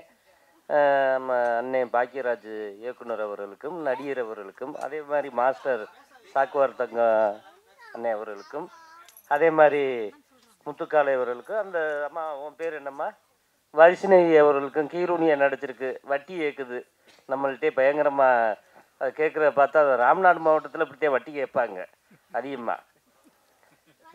ஆமாம், அதிகமாக வட்டி கேட்பாங்க மாஸ்டர். காலையில் ஒரு வேப்பங்குச்சி ஒடிச்சு பல்ல விளக்குறாங்கன்னா வட்டியை வசூல் பண்ணாமல் போகவே மாட்டாங்க. அப்படிப்பட்ட ஏரியா. இந்த அவர் பின்னுக்கு இருந்து உண்மைன்னு சொல்கிறாரு. அதே மாதிரி ஹீரோ பாவம் நல்லா பேசினாப்புல, நல்ல உடன்பார்பாக இருக்கார். அது ரொம்ப பிடிச்சிருக்கு. கண்ணனை பற்றி நான் நிறையா சொல்லணும். இயக்குனர் அந்த கண்ணை வந்து எப்படின்னா, அப்பப்போ அடிக்கடி என்னுடைய அலுவலகத்துக்கு வருவார், என் இல்லத்துக்கு வருவார். வரும்போது அண்ணே இப்படி ஒரு படம் பண்ணியிருக்கனே, இதில் வந்து பாக்கியராஜ் சார் நடிக்கணும் அப்படின்னு. ஏன் போய் கேளு அப்படின்னு சொன்னேன். இல்லைண்ணே நான் இங்கே போகிறதுக்கு பயமாக இருக்குது. ஏன் அவர் துப்பாக்கி வச்சுருக்காரா, சுட்டு போடுவாரா? இந்த படம் இப்படி இருக்குன்னு போய் சொல்லியா, சொன்னீங்கன்னா அவர் உடனே ஓகே சொல்லிடுவார் அப்படின்னு. இல்லைண்ணே நீங்கள் வாரியலா, நான் வந்தால் உனக்கு இது வேலையான்னு என்னைய கேட்பாரு. நீ போய் கேளு, கேட்டீங்கன்னா உடனே அது கதவுகள் திறக்கப்படும் அப்படின்னு சொல்லி சொன்னேன். சொல்லும் போது அப்புறம் ஃபாலோ பண்ணி போய் எப்படியோ பிடிச்சிட்டாரு. பிடிச்சிக்கிடிச்சிட்டு அவங்க சீன்னா எடுத்துட்டு லாஸ்ட் எண்டு என் சீனு இங்கே ஒரு இதுக்கிட்ட சென்னையில் திருவேற்காடுக்குள்ளே வச்சு எடுத்தாப்புல. சரியான வெயில். ரெண்டாவது வந்து மண்டையை புழக்குது, என்னன்னு தெரியலை. கண்ணன்கிட்ட தான் பேசுகிறோமா கேமராட்ட பேசுகிறோமான்னு எனக்கே ஒன்றும் தெரியலை. நடித்து கொடுத்துட்டு வந்துட்டேன். அதே மாதிரி அவர் ஐயா அந்த இவங்க பேசும்போது ஒரு விஷயம் சொன்னாங்க. அந்த ராம்நாடு மாவட்டம் ஃபுல்லாமே வறட்சியான மாவட்டம். வறட்சியான மாவட்டம்னா தண்ணி இருக்காது, வேலிக்கருவு அதிகமாக இருக்கும், சாப்பாடுக்கு ரொம்ப கஷ்டப்படணும். அங்கே உள்ள வீடுகள்லாம் ஹீரோ தம்பி சொன்னாப்புல காணாமல் போய்கிட்டு இருக்கு, உடஞ்சிக்கிட்டு இருக்கு. அங்கே உள்ள எங்கே இருக்காங்கன்னே தெரியல. இதுக்காகத்த முதலாக புரட்சித் தலைவர் எம்ஜிஆர் ஐயா சிஎம் ஆகும்போது இந்த ராம்நாடு மாவட்டத்தை இருந்து சிவகங்கை மாவட்டத்தை பிரித்து கொண்டு வந்தார். அதுதான் அவருடைய முதல் கையெழுத்து. இது யாருக்குமே தெரியாது. ஏன்னா அப்போ எனக்கு 3 வயசு 4 வயசு இருக்கும். எம்ஜிஆர் ஐயா வராருன்னா நாங்கள் பார்க்குறதுக்கு அந்த காலத்தில் உங்களுக்கு தெரியுமில்லனே, எப்படின்னா மரத்தை அறுத்துருவோம், அறுத்து ரோட்டில் மரத்தை கீழே விழுத்தாட்டிடுவோம். அது கரண்ட் போனானே என்ன போனானே அதை பற்றி ஒன்றுமே பிரச்சனை இல்லை அப்படின்னு செஞ்சுருவோம். இப்படி செய்கிறதே புரட்சித் தலைவரை பார்க்க முடியும். முதலாக என்னுடைய மண் சிவகங்கை மண்ணில் என்னென்னா அடிக்கல் நாட்டிட்டு போனார். அப்போ நான் போய் கை கொடுத்தேன், 4.5 வயசு. கை கொடுக்கும் போது அதுக்கப்புறம் நான் பிறந்ததே சினிமா குட்டைக்குள்ளே தான் பிறந்தேன். நினைத்ததை முடிப்பவனு எங்கள் அம்மா வந்து ரொம்ப எம்ஜிஆருடைய ரசிகர். கூப்பிட்டு போய் அங்கே படம் பார்த்துக்கிட்டு இருக்கும் போதே அந்த திரையை பார்த்து என் விழியின் உன் விழியை சந்திச்சால் அப்படின்னு அந்த கத்தி சென்ற கற்றுக் கொடுக்கும் போதே நான் பிறந்தேன். பிறந்த 5000 ரூபா பணம் கொடுத்தாரு. குடியிருந்த கோயிலா தெரியல எனக்கா. ஏன் நான் பிறந்ததே அப்பத்தையும் பிறந்தோம்னு சொல்றேன். எனக்கு என்ன ஆக்சுவலா ஆமா 5000 ரூபா பணம் கொடுத்து விட்டுருந்தாரு. இந்த தேட்டரில் இந்த மாதிரி இப்படி பிறந்திருக்காங்க அப்படின்னு சொல்லி எழுதி அனுப்புவாங்க. எழுதி அனுப்பும்போது கொடுத்து விட்டுருந்தாங்க. கொடுக்கும் போது அதுக்கப்புறம் பார்த்தா ஒரு 8 வயசு 9 வயசுல எங்கள் ஊரில் வந்து கால்ரா அம்மா நிறையா வரும். உங்களுக்கு தெரியுமில்ல, அந்த வெயில் பகுதி அதிகனால. ஏன்னா இதுவும் பொய் சொல்லணும்னு சொல்லிடக்கூடாது. அப்போ பார்த்தா எங்கள் அம்மா வந்து ஒரு சட்டி கஞ்சியை கொடுத்து, அவங்களும் எங்களுக்கு ரொம்ப உறவினர்கள் தான், குறவட்டுச்சனமும் எங்களுக்கு ரொம்ப உறவினர்கள் தான். நாங்கள் ரொம்ப பழகுவோம் டீப்பா. அவங்ககிட்ட எம்ஜிஆர்னு பச்சையை குத்தி ஏடிஎம்க்கு குடியை போட்டு விட்டுருச்சு எங்கள் அம்மா. ஏன்னா கால்ரா வரக்கூடாது, கட்டுப்பாடாக இருக்கணும் அம்மா அம்மா போட்டுறக்கூடாது. அது அது அப்படி என்னுடைய மைண்டுக்குள்ளே போய் போய் தலைவர் தலைவர் தலைவர்னு வந்து தலைவர் படத்தை நிறையா பார்த்தேன். அது மாதிரி இன்னைக்கு நடிக்க வந்திருக்கேன். நடித்து ஒரு படமும் பண்ணியிருக்கேன். ஒரு தயாரிப்பாளர் இதுலேயும் வந்துட்டு ரொம்ப சந்தோஷம். அதே மாதிரி பாவம் கண்ணன் வந்து நல்ல மனிதர், நேர்மையானவர், யார் காசுக்கு ஆசைப்பட மாட்டார். நிறையா அவர் விதையில் விதைச்சிருக்காரு. நிறையா கருதுகளை அறுத்து அவருக்கு வந்து அந்த கதிர் வந்து நல்லபடியாக பெரிய வெள்ளிப்பழமாக மாறணும்னு கடவுள்கிட்ட வேண்டிக்கிறேன். நன்றி, வணக்கம். மீடியாவை குறிப்பிட்டு சொல்லணும். ஒரு 10 வருஷத்துக்கு முன்னாடி வரைக்கும் முத்துக்கால குடிக்கான்னு எல்லா ஒயின் ஷாப்லையும் என் படத்தை போட்டு, நான் ஒயின் ஷாப்புக்கு போடணும் இல்லையோ என் படத்தை போட்டு படுத்துக்கிற மாதிரி நிறையா போட்டிங்க. அதுக்கு ரொம்ப நன்றி. ஏன்னா யூடியூப்பில் வந்து நல்லா பேசினா, ஆடித்தரமாக ஆதாரபூர்வமாக பேசினா லைக் வரும், சப்ஸ்கிரைப் வரும், எதாவது வரும். என்னன்னா கஞ்சா கருப்பு மாதிரி பேசிட்டோம்னா நிறையா வந்துடும். எதுவுமே ஆதாரம் இல்லாமல் பேசணும், மாற்றி மாற்றி பேசணும். எம்ஜிஆர் படத்தை சிவாஜி நடித்தார், சிவாஜி படத்தை எம்ஜிஆர் நடித்தார் அப்படின்னு மாற்றி மாற்றி பேசிட்டோம்னா நிறையா வந்துடும். என்னை போல நடுத்தரமாக உள்ளவர்களுக்கு லைக்கும் கமெண்ட்ஸும் கிடைக்காது. ஆனால் நீங்கள் தருவீர்கள் என்று நம்புகிறேன் நான். இல்லையா? ஆமாம். ஏன்னா அரை மணி நேரம் பேசுவதற்கு என்னிடம் ஆதாரம் இல்லை. பேசியவர்கள் எல்லாரும் அரை மணி நேரம் பேசினார்கள். அதற்கெல்லாம் பயிற்சி வேண்டும் போல இருக்கிறது. என்னிடம் 5 நிமிடம் பேசுவதற்கு கூட ஆதாரம் இல்லை. இதற்கெல்லாம் வடிவேலு சொன்ன மாதிரி இதற்கெல்லாம் பயிற்சி வேண்டுமோ அப்படின்னு சொன்ன மாதிரி எனக்கு பயிற்சி தேவைப்படுகிறது. என்னுடைய 30 வருட சினிமா சர்வீஸில் அது ஓடிக்கிட்டு இருக்கு. ஆண்டவன் இந்த படத்தில் எனக்கு வாய்ப்பு கொடுத்த அனைவருக்கும் நன்றி. அதில் குறிப்பாக வந்து இயக்குனர் சாருடைய உதவியாளர் பார்த்திப சார் ஆஃபீஸுக்கு முன்னாடி தான், பக்கத்தில் அந்த அம்மன் கோயிலுக்கு முன்னாடி தான் என்னை கூப்பிட்டாரு. ஆனால் இந்த படத்தில் ஒரு கேரக்டர் பண்ணுறீங்க அப்படின்னு சொல்லி அட்வான்ஸ்லாம் கொடுக்கல, முழு சம்பளத்தையும் கொடுத்தார். ஏன்னா சினிமாவில் வந்து சம்பளம் முழுசாக கிடைக்கிறது அவ்வளோ ஈஸி விஷயம் கிடையாது. முழு சம்பளத்தையும் கொடுத்துட்டார். அன்றைக்கி நான் நடிக்க போகிறதுக்கு முன்னாடி இந்த சம்பளம் கொடுத்துட்டாரு. அவருக்கு நன்றி. அவர் சொன்ன மாதிரி அவருடைய 18 வருட 20 வருட உழைப்பில் அவர் மேலும் முன்னுக்கு வரணும்னு நான் ரொம்ப ஆசைப்பட்றேன். வேறு ஒரு பயணத்தின் மூலிமா அவரோட பயணிக்க போகிறோம். அடுத்து இந்த படத்துடைய ஹீரோ தம்பி மகேஷ். முதல்ல அவருடைய நண்பர்களுக்கெல்லாம் நான் நன்றி சொல்கிறேன். ஏன்னா நான் அன்றைக்கி ஒரு நாள் தான் போனேன். நைட்டு 12 மணிக்கு எனக்கு ஷூட்டிங் முடிஞ்சு 12:30 மணிக்கு என்னை வந்து அந்த பிரிட்ஜு கீழே இருந்து டிஃபன் வாங்கி கொடுத்து என்னை எல்லாருமே ஒரு தம்பி அண்ணன் மாதிரி என்னை வந்து பக்குவமாக ஏற்றி விட்டாங்க. முதல்ல அவருடைய நண்பர்களுக்கு நன்றி. அதுக்கப்புறம் மகேஷுக்கு நன்றி. ஏன்னா இப்போ சொன்னா இல்லையா, எங்கள் வீடு எனக்கு தெரியாமல் என் வீட்டை போய் எடுத்துருக்காரு. எல்லாரும் நினச்சிக்கிட்டு இருக்காங்க முத்துக்கால பெரிய பங்களா கட்டியிருப்பார் நினச்சிருப்பாங்க. அது பாலடைஞ்ச வீடு. அதை கொண்டு போய் எடுத்து போட்டு எல்லாச்சு உன் வீடா இது, நீ இத்தனை வருஷம் சினிமாவில் நடிச்சு இப்படி தான் ஆடுறியான்னு கேட்டாங்க. எனக்கு அசிங்கமாக போச்சு. ஏன்னா அது 250 படம் நடிச்சு இன்னும் நம்ம வீடு பாலடைஞ்ச வீடாக இருக்கேன்னு சொல்லி இந்த வருஷம் தான் அந்த வீடை எடுத்து கட்டியிருக்கேன். இந்த 25 வருஷம் சர்வீஸில் இப்போ தான் அந்த வீடே வந்து வீடு மாதிரி இருக்கு. பாலடைஞ்ச பங்களா பாலடைஞ்ச வீடுன்னு காட்டினதுக்கு தம்பி மகேஷுக்கு நன்றி. ஏன்னா ஏதாவது ஒரு தூண்டுகோல் இருக்கணும். தூண்டுகோல் இருந்தால் தான் அடுத்த ஸ்டெப்புக்கே நம்ம போக முடியும். அதனால் தம்பி மகேஷுக்கு நன்றி. மீண்டும் பல படங்கள் நடித்து மேலே வரணும். ஏன்னா அவர் நிறையா சொல்லிட்டார் கிராமத்தில் வாழும். ஏன்னா நான் ஒரு பட்டிக்காட்டில், என் ஊரே பட்டிக்காடு, அவர் ஊர் மாதிரி எங்கள் ஊர் பேரும் சங்கம்பட்டி அப்படி தான் எங்கள் ஊர் பேர். அதனால் அவருக்கு நன்றி. மென்மேலும் பல படங்கள் செய்யணும். கேமராமேன் மகி சார், உண்மையிலேயே அவருக்கு நான் சொல்லி ஆகணும். இந்த படத்தில் ஒரே ஒரு டைலாக் ஒன்று வரும். என் ராஜ்யத்தில் நான் தாண்டா ராஜா அப்படின்னு சொல்லி ஒரு டைலாகு. இந்த படத்தில் ஒரு 4-5 சீன் நடிச்சிருந்தாலும் அதை உருவாக்குன பங்குல கேமராமேனுக்கு உண்டு. ஏன்னா நான் குடிச்சு என் மூஞ்சி எல்லாம் சப்பி போன மூஞ்சி மாதிரி இருந்தது. அதை இந்த படத்தில் வந்து ஆண்டவன் படத்தில் எனக்கு கொஞ்சம் நல்லா காமிச்சிருக்காரு. அதனால் அவருக்கு ஒரு நன்றி சொன்னேன் நான். இந்த முடிஞ்ச வரைக்கும் இந்த படம் பேசப்பட்டால் இதில் முத்துக்காலை பண்ண அங்கங்கே சில சிம்டம்ஸும் பேசப்படும். ஏன்னா இந்த ஒரு 10 வருஷமாக வந்து என் ராஜ்யத்தில் நான் தான் ராஜா அப்படி தான் வாழ்ந்துகிட்டு இருக்கேன். ஏன்னா எனக்கென்று ஒரு ராஜ்யம் எலி வலையாக இருந்தாலும் தனி வலையாக இருக்கணும்னு ஆசைப்படுறேன். ஏன்னா ஒருத்தர் நம்பி இருந்தால் என்ன பாடுவோம்னு அனுபவிச்சதுனால இன்னைக்கு மீண்டு வந்து இன்னைக்கு நான் வந்து எலி வலையாக இருந்தாலும் தனி வலையாக இருக்கணும்னு ஆசைப்பட்டு சிறப்பாக போய்கிட்டு இருக்கேன். அதனால் நிறையா பேசவும் முடியாது. நான் கடந்து வந்த பாதையை ஒரு சின்ன உதாரணமாக தம்பின்னு சொல்லலாம். ஏன்னா மாஸ்டர் மகேந்திரன் அப்பா சைக்கிளில் முன்னாடி உட்கார வச்சு, அதுக்காக எனக்கு வயசு ரொம்ப ஆச்சுன்னு நினச்ச வேண்டாம், குழந்தையா சைக்கிளில் உட்கார வச்சு அந்த விநாயகர் ஸ்கூலில் வந்து உட்காந்து பல்ட்டி அடிக்க சொல்லி தருவார். நான் ஒரு ஓரத்தில் பல்ட்டி அடிப்பேன், ஒரு ஓரத்தில் பல்ட்டி அடிச்சுக்கிட்டு இருப்பார். இப்படிலாம் வந்து இன்றைக்கி அவர் ஹீரோவாக நடித்து, அவர் ஹீரோவாக நடித்த படத்தில் நான் ஒரு 4 படத்தில் நடிச்சிருக்கேன்.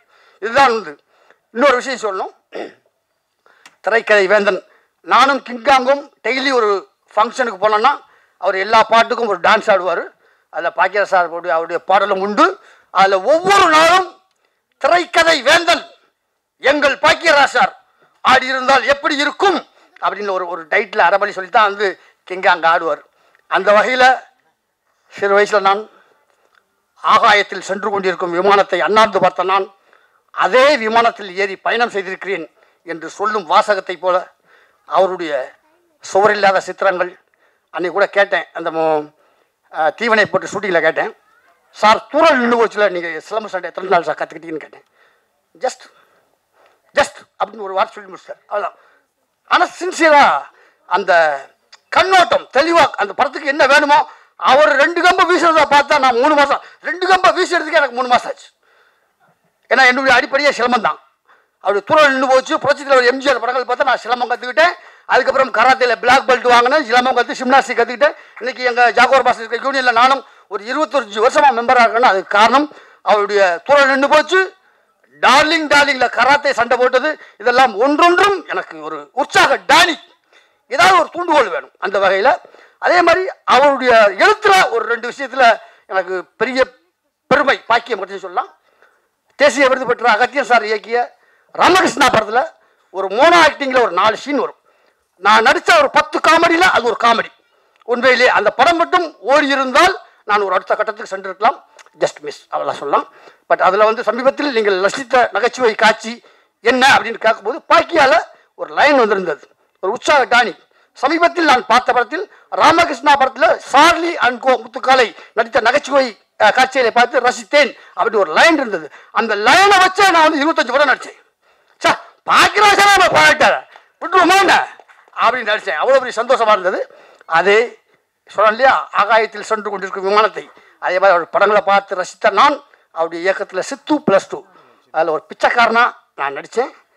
உண்மையிலேயே 5 டேக் 6 டேக் போச்சு. வேற யார் பார்த்தியா என்னையா நடிக்க போயா வேற போடியா அப்படின்னு இருப்பாங்க. ஒன்றும் இல்லை, பண்ணு. ஏன்னா உள்ளுக்குள்ள இன்னொரு கை வரணும், பிச்சை எடுக்கிற கை வரணும், அது தட்டு எடுத்துகிட்டு வரணும். அது பெரிய ரிஸ்க்காக இருந்தது. டைமிங் கரெக்டாக செட்டில் ஒரு 5-6 டேக் போச்சு. எந்த ஒரு இது இல்லை. ஆனால் உண்மையிலேயே ஒரு அம்மா வந்து எனக்கு பிச்சை போட்டு போச்சு. சப்வேல வந்து எடுக்கும், பிச்சைக்காரனா எடுத்தேன், ஒரு அம்மா பிச்சை போட்டு போச்சு. நான் சார்ட்ட சொன்னேன், சார் ஒரு அம்மா எனக்கு பிச்சை போட்டுச்சு. கரெக்ட், ஒரிஜினலாக ஆள்கிட்ட போட்டிருக்கு. பார்க்கறதுக்கு பிச்சைக்காரன் நீயும் ஒரே மாதிரி இருந்த பிறகு போட நினைச்சுவாங்க. உன் நடிப்புக்கு கிடைத்த அங்கீகாரம் எங்கே சுற்றினாலும் சமைச்சா உன் நடிப்புக்கு கிடைத்த அங்கீகாரம், இதுதான் நம்மளுடைய உற்சாக டானி. அந்த மாதிரி இந்த ஆண்டவன் படத்தை வாழ்த்த வந்திருக்கும் கலைவேந்தர் அவருடைய வாழ்த்துக்கள் தம்பி மகேஷாக இருக்கட்டும், இயக்குனர் கண்ணன் சாராக இருக்கட்டும், எல்லாம் வந்து இந்த படம் மாபெரும் வெற்றி அடையணும். இதில் நடித்த நடிகர்கள் எல்லோரும் ஏன்னா கிராமத்தில் உள்ளவங்க எல்லாத்தையும் தனக்கு உதவி செய்த. இப்போ நான் ஒரு தொடர் ஒன்று எழுதியிருக்கேன். அது புக்கா வந்து இந்த மாதம் 18ஆம் தேதி ரிலீஸ் ஆக போகுது. எனக்கு கிடைச்ச ஒரு சின்ன ரீல், அவ்வளோ ஒரே ஒரு லைன் கிடைச்சது. அர்த்தமுள்ள இந்து மதத்தில் கவிஞர் கண்ணதாசையா எழுதின புக்கில் நான் படித்தது. அதுக்கப்புறம் தான் தெரியும் அதை வேற ஒருத்தர் எழுதியிருக்காரு. ஆவீன மழை பொழிய இல்லம் வீழ, ஆவீன மழை பொழிய இல்லம் வீழ, அகத்தடியால் மெய்நோக அடிமை சாக, அகத்தடியால் மெய்நோக அடிமை சாக, மா வீரம் போகுதன விதை கொண்டாட, மா வீரம் போகுதன விடை கொண்டோட, இடையில் கடன்காரன் மறித்து கொள்ள, சாவோலை கொண்டொருவன் எதிரே தோன்ற, தள்ள ஒன்னா விருந்து வர சர்ப்பம் தேண்ட, உழுதுண்ட கோமான் உரிமைக்காக குறுக்கள் வந்து தச்சனை குடி என்றாராம். இதெல்லாம் ஒரு மனுஷன் படுற கஷ்டத்தினுடைய வழிகள், கஷ்டத்துடைய வழிகள். இந்த வழியை தாண்டி தான் ஒவ்வொரு மனுஷனும் வாழ்ந்துகிட்டு இருக்கான் அப்படின்னு அர்த்தமுள்ள இந்து மதத்தில் நான் படித்தேன். அது ஒருவேளை கண்ணதாசன் ஐயா தான் எழுதியிருக்காருன்னு நினச்சி பார்த்தேன். அவர் கீழே ஒரு லைன் எழுதினார், இல்லை இது ராமச்சந்திர கவிராயர் எழுதுனது. அந்த வாசகம் யார் எழுதுனாங்க, இதில் அது என்ன கருத்து சொல்லுச்சு அதுதான் முக்கியம். நான் கூட சில மேடைகள் பேசுவதுண்டு. பட்டினி கிடந்து பசியால் மெலிந்து பால்பட நேர்ந்தாலும், கட்டுடல் தளர்ந்து கை கால் மெலிந்து கீழ்நுழை இட்டாலும், கெட்டு நடு தெருவோடு வீதிக்கே வந்தாலும், நான் எட்ட நினைத்த காரியத்தை செய்து முடிக்காமல் விட்டு விடுவேனோ அப்படின்னு சொல்லி நிறைய மேடைகளில் பேசுவேன். ஏன்னா இதெல்லாம் தோண்டு போன நண்பர்களுக்காக ஒரு உற்சாகம் கொடுக்குறது. அப்படி கொடுத்ததுனால தான் இன்றைக்கி நான் ஒரு 300 படம் நடிச்சிருக்கேன். நான் ஆசைப்பட்டு வந்த ஸ்டண்ட் யூனியனில் 25 வருஷமாக மெம்பராக இருக்கேன். என்னுடைய பதிவுகளில் தான் இந்த ஜெயிச்சு விளையாடலாமா அப்படிங்கிற ஒரு புக்கு இந்த மாதம் 18ஆம் தேதி ரிலீஸ் ஆக போகுது. அது யாருக்குன்னா குடியை விடுவதற்கும் படிப்பை தொடுவதற்கும் ஒரு நல்ல விஷயங்கள் சொல்லியிருக்கேன். இதை நீங்கள் எல்லோரும் வாங்கி படிங்க. இப்படி ஒரு அருமையான மேடையை அமைத்து கொடுத்த அனைவருக்கும் என்னுடைய மனமார்ந்த வாழ்த்துக்கள். ஆண்டவன் படம் மாபெரும் வெற்றியுடைய என்னுடைய மனமார்ந்த வாழ்த்துக்கள் வாழ்த்துக்கள் வாழ்த்துக்கள். நன்றி. அண்ட் அவங்க ஒரு படம் எடுத்திருக்காங்க, ஒரு ஃபஸ்ட்டு படம் எடுத்திருக்காங்க, ஒரு விஷயத்தை ட்ரை பண்ணியிருக்காங்க. அண்டு நிறைய பேர் பேசும்போது தான் தெரியுது மகேஷ் வந்துட்டு யூடியூப்லலாம் வந்துட்டு வீடியோஸ்லாம் போடுறார் அப்படின்ட்டு. ஸோ அது ஒரு நல்ல ஒரு இன்ஃபர்மேஷனாக இருக்குது. ஸோ நிறைய பேர் நியூ கம்மர்ஸ்க்கு இந்த ஒரு படம் ஒரு நல்ல ஒரு அடையாளமாக இருக்கணும்னு அந்த ஆண்டவனை வேண்டிக்கிறேன். அண்ட் அந்த படம் பெரிய சக்ஸஸ் ஆகணும். எந்த ஒரு படமாக இருந்தாலும் அதில் சில கைகள் இருக்கும், இன்னும் லைக் சில சில சில ஆர்டிஸ்ட் வந்து சில படங்கள் விடவே விடாது. அப்படி வந்து பாக்யராஜ் சார்லாம் இருக்காருன்னு நினைக்கும் போது எவ்வளோ படங்கள் சின்ன வயசுலேருந்து அவரோட நான் நடிச்சிருக்கேன், அவரோட படங்களை பார்த்து வளர்ந்துருக்கேன். அண்டு எவ்ரி டைம் நான் அவர்கிட்ட பேசியிருக்கேன், வீட்டுக்கு போகும்போதெல்லாம் பேசியிருக்கேன். அண்ட் அவர் திருப்பியும் ஸ்க்ரீனில் பார்க்கும்போது எனக்கு ரொம்ப சந்தோஷமாக இருக்கேன். அண்ட் இந்த மாதிரி ஆர்டிஸ்ட் எல்லாருமே வந்துட்டு இந்த மாதிரி யங்ஸ்டர்ஸுக்கு வந்துட்டு ஒரு வாய்ப்பு கொடுத்து அவங்க டைம் கொடுத்து அவங்க டேட்டு கொடுத்து அவங்க எனர்ஜியை கொடுத்து வேலை பார்க்கும்போது தான் அந்த யங்ஸ்டர்ஸ்க்கு ஒரு பெரிய ஒரு ஒரு ஒரு ஒரு பூஸ்டாக இருக்குது. ஸோ அதுக்கே நம்ம வந்து மிகப்பெரிய ஒரு வாழ்த்துக்கள் வந்துட்டு சாருக்கு சொல்லணும். அண்ட் அந்த மாதிரி தான் சாராக இருந்தாலும் சரி, அந்த முத்துக்கான அண்ணாவாக இருந்தாலும் சரி, அந்த கஞ்சா கருப்பனாவாக இருந்தாலும் சரி, எல்லாருமே வந்து ஒரு படம் ட்ரை பண்ணியிருக்காங்க. அண்ட் அந்த படம் நல்ல ஒரு வெற்றி அடையட்டும். அந்த டைரக்டருக்காக தான் நான் வந்தேன். அண்ட் அவர் தான் ரொம்ப ஃபாலோ பண்ணிகிட்டே இருந்தார். ஸோ அவருக்கும் ஒரு பெரிய வாழ்த்துக்கள். அண்ட் ப்ரெஸ் மீடியா, எஸ் உங்களுக்கு தெரியும் ஒரு படத்தை எப்படி போய் சேர்க்கணும் அப்படிங்கிறது. So you know well. So அதை நீங்கள் கரெக்டாக பண்ணிடுவீங்கன்னு தெரியும். Thank you so much. இங்கே வந்திருக்கும் அனைவருக்கும் வணக்கம். மேடையில் அமர்ந்திருக்கும் குருநாதர், ஏன்னா அவருக்கு எல்லாரும் பாக்யராஜ் சார் தான் வந்து அவர்கிட்ட நம்ம வேலையே செய்யட்டோம் மூலம் ஏகலை மாதிரி அவர் தான் நமக்கு குருநாதர். அவரோட படங்கள் தான் நமக்கு வந்து ஒரு பெரிய வழிகாட்டி. அதனால் அவரை வணங்கி மேடையில் அமர்ந்திருக்கும் அனைவரையும் வணங்கி ஆண்டவன் இந்த படம் வந்து முதல்ல தம்பி மகேஷ் ஹீரோ அப்படிங்க தாண்டி ஊரில் பார்த்துருக்கேன். நேர எங்கே பிரச்சனை நடந்தாலும் அது 12 மணியாக இருந்தாலும் சரி, 2 மணியாக இருந்தாலும் சரி, தம்பி 3 மணிக்கெலாம் வீடியோ போட்டுருவாப்புல. முதல் நான் தான் பார்ப்பேன். உண்மையிலேயே ஹீரோ. நான் வந்து சொந்த ஊர் தம்பி அதெல்லாம் தாண்டி மிக சிறந்த அக்கறை உள்ள ஒரு மனிதர். ஏதாவது செய்யணும் எல்லாம் செய்யணும்னு சொல்லிட்டு ரூம்குள்ளே உட்காந்துக்கிட்டே பேசிக்கிட்டு இருப்போம். நிறையா பேரை பார்த்துருக்கேன். சினிமாவில் வந்து 25 வருஷம் ஆச்சு. ரூமில் உட்காந்துக்கிட்டு அதை பண்ணணும் இதை பண்ணணும்னு பேசிட்டு காலையில் எழுந்திரிச்சோன்னே டீ கடைக்கு போனோன்னே வேறு ஒன்று பேசிட்டு போயிடுவோம். ஆனால் கண்ணுக்கு நேர தம்பி மகேஷை நான் பார்த்துருக்கேன். போராளி. அவர் வந்து சினிமாவில் வந்து முதல் முறையாக ஹீரோவை அறிமுகமாகறாரு. அவருக்கு வாழ்த்துக்கள். அடுத்ததாக இயக்குனர். அவர் வந்து ஒரு தடவை தான் பார்த்துருக்கோம். ஆனால் அவரோட ரொம்ப நல்ல மனிதர். அவர் இந்த படத்தில் வெற்றி அடையணும். அதை தாண்டி இந்த ஊர் இந்த படத்தை பற்றி நான் பேசுறதுக்கு எனக்கு உரிமை இருக்குது. ஏன்னா சேது பூமி, அந்த ஊரில் பிறந்தவனுங்கிற அக்கறையில் எல்லோரும் சொல்கிறாங்கல்ல, எல்லோரும் கிராமத்தை விட்டு போகிறோன்னு. அப்படி கிராமத்தை விட்டு வந்ததில் நானும் ஒருத்தன். இன்னைக்கு என் வீடு வந்து அப்படி இடிஞ்சு அதை ஒவ்வொரு டைம் பார்க்கும்போது ரொம்ப ஃபீலாக இருக்கும். ஆனால் வேறு வழி இல்லை, வந்து தானே ஆகணும். வாழ்க்கை நம்மளை விரட்டும் போது எவ்வளோ தான் வழிகள் இருந்தாலும் அந்த ஊரை விட்டு நம்ம வந்து தான் ஆகணும். அங்கே தான் வந்து நம்ம முன்னோர்கள், அதாவது குலதெய்வம்னு சொன்னாங்க. அதை தாண்டி தாத்தாவுக்கு தாத்தா எல்லாத்தையும் அடக்கம் செஞ்ச அந்த சுடுகாடுன்னு சொல்லுவோம்ல, அதாவது நம்ம ஊரில் சுடுகாடுமோ அது வந்து அவங்க இன்னும் அங்கே இருக்காங்க. அவங்க ஆத்மா நம்மளை வந்து வாழ்த்திக்கிட்டு இருக்கோம். அந்த இடத்தை விட்டு வந்து வாழ்கிற ஒரு வாழ்க்கை இருக்குது தெரியுமா, அது ரொம்ப கொடுமையானது.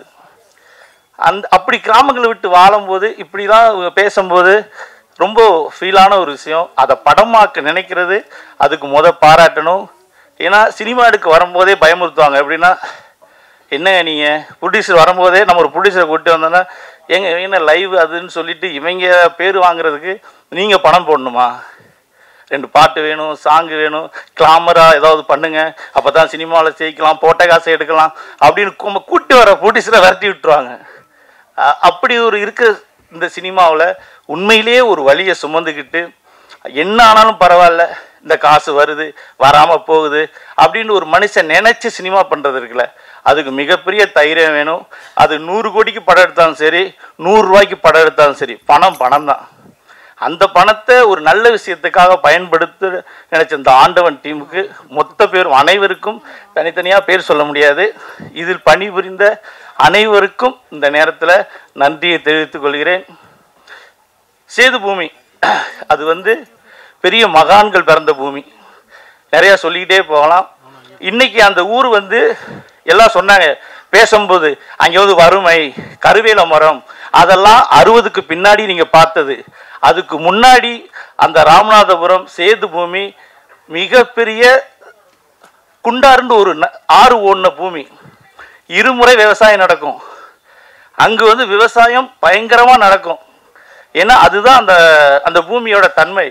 இடைப்பட்ட காலத்தில் அது அரசியலா இல்லை வேறு எதுவும் சரியானு தெரியாது. 60க்கு பின்னாடி தான் அங்கு கருவேல மரம் வந்தது. மக்கள் வறுமையானாங்க. அந்த கிராம மக்களை அங்கிருந்து இடம்பெயர்ந்து பொழப்புக்காக, நீங்கள் தமிழ்நாட்டில் எந்த டவுனுக்கு போனாலும் அங்கே ஒரு ராம்நாட்டுக்காரர் இருப்பான். அவர் ராம்நாட்டு குடும்பம் இருக்கும். ஏன்னா ஊரை விட்டு வந்துட்டான். அவர் வழி இல்லை, வாழ வழி இல்லை, என்ன செய்ய முடியும்? அது உருவாக்கப்பட்டது. அது முன்னாடி ஒரு பெரிய அரசியல் இருக்கு. அதுக்கான மேடை இது அல்ல. ஆனால் இனிவரும் காலங்களில் ராமநாதபுரத்தை அனைவரும் பசுமையான மாவட்டமாக மாற்ற முடியும். நீங்களாவது ஏதாவது சொல்லி மாற்றுங்க. மறுபடியும் உங்கள் கிராமத்துக்கு இந்த படம் மூலம் நீங்கள் போனீங்கன்னா ரொம்ப சந்தோஷமாக இருக்கும். மீண்டும் ஒரு முறை அனைவருக்கும் நன்றி கூறி, ஏன்னா நிறையா பேச வேண்டியது இருக்காங்க, அவங்க பேசட்டும் என்று சொல்லி விடைபெறுகிறேன். நன்றி, வணக்கம். வணக்கம். மேடையில் அமர்ந்திருக்கும் பெரியவர்களுக்கு வணக்கம். தமிழ் கொஞ்சம் புரியலன்னா அட்ஜஸ்ட் பண்ணிக்கோங்க. தமிழ் புரியலன்னா கொஞ்சம் அட்ஜஸ்ட் பண்ணிக்கோங்க. ஃபர்ஸ்ட் ஆஃப் ஆல் நான் தேங்க்ஸ் சொல்லணும் டேரக்டர் சாருக்கு. இந்த படம் ஃபஸ்ட்டு சொல்லும் போது வில்லேஜ் கான்செப்டுமா அப்படின்னு சொல்லும்போது நான் கொஞ்சம் ஃபேராக இருக்கேன், உங்களுக்கு ஓகேவா அப்படின்னு சொன்னேன். நான் கேட்டேன். கேட்கும்போது அதெல்லாம் பிரச்சனை இல்லைம்மா, வில்லேஜில் இருக்கிறவங்க கருப்பாக தான் இருப்பாங்க, வெள்ளையாக தான் இருப்பாங்க, அப்படியானால எல்லாம் கதை அந்த மாதிரி நீங்கள் பண்ணுங்க அப்படின்னு என்னை நம்பி இந்த கதை கொடுத்தாங்க. நான் நல்லா பண்ணியிருக்கேன். அதுக்கப்புறம் Bhagyaraj sir, thank you so much sir. ஒரு சில பேரெல்லாம் லோ பட்ஜெட் படம்னாலே பண்ணுறதுக்கு நிறைய பேர் யோசிக்கிறாங்க. ஆனால் பட் இது சின்ன படமாக இருந்தாலும் எங்களுக்காக சப்போர்ட் பண்ணி இந்த படத்தில் பண்ணியிருக்காங்க. கஞ்சா கருப்பு சார், முத்துக்காலை சார், ஸோ இவங்கெல்லாம் பண்ணியிருக்காங்க. அவங்க எல்லாருக்குமே ரொம்ப தேங்க்யூ சார். ஏன்னா ஒரு சில பேர் பண்ணுறதுக்கே நிறைய பேர் யோசிக்கிறாங்க. வில்லேஜ் கான்செப்ட், லொக்கேஷன் ரொம்ப தூரமாக இருக்கும், போய் பண்ணணுமா, கரெக்டாக இருக்குமா, படம் ரிலீஸ் பண்ணுவாங்களா அப்படின்னு நிறைய பேர் யோசிக்கிறாங்க. ஆனால் பட் சின்ன படம் அப்படின்னு பார்க்கறத தாண்டி அந்த படத்தில் என்ன கதை இருக்குது அப்படின்னு யாருமே பார்க்க மாட்டேங்கிறாங்க. போஸ்டரையும் பேனரையும் பார்க்குறாங்க. ஹீரோ ஃபேஸ் நல்லா இருக்கா, ஹீரோயின் ஃபேஸ் நல்லா இருக்கான்னு தான் பார்க்குறாங்களோ தவிர்த்து அந்த கதைக்குள்ளார போய் அந்த கதை நல்லா இருக்கா, நல்லா எடுத்திருக்காங்களா, சூப்பராக இருக்கா அப்படின்னு யாருமே பார்க்க மாட்டேங்கிறாங்க. தயவுசெய்து ப்ளீஸ் இந்த படத்தில் தேட்டரில் போய் பாருங்கள். மீடியா அண்ட் ப்ரெஸ் நீங்கள் தான் எடுத்துகிட்டு போய் தரணும். ஏன்னா இது ஃபஸ்ட்டு படம். ஸோ டேரக்டருக்கு ஃபஸ்ட்டு படம். ஸோ எல்லாருமே நாங்கள் டீமாக இருந்து ஒர்க் பண்ணியிருக்கோம். நீங்கள் சப்போர்ட் பண்ணாதான் எங்களால் ஜெயிச்சு வர முடியும். தேங்க்யூ ஸோ மச் எல்லாருக்குமே. தேங்க்யூ. ஆண்டவன் திரைப்படத்தோட ட்ரெய்லர் விழாவுக்கு வந்திருக்க அனைத்து பத்திரிகை, டிவி மற்றும் அனைத்து ஊடக நண்பர்கள் எல்லாத்துக்கும் என்னுடைய பணிவார்ந்த வணக்கத்தை தெரிவிச்சுக்கிறேன்.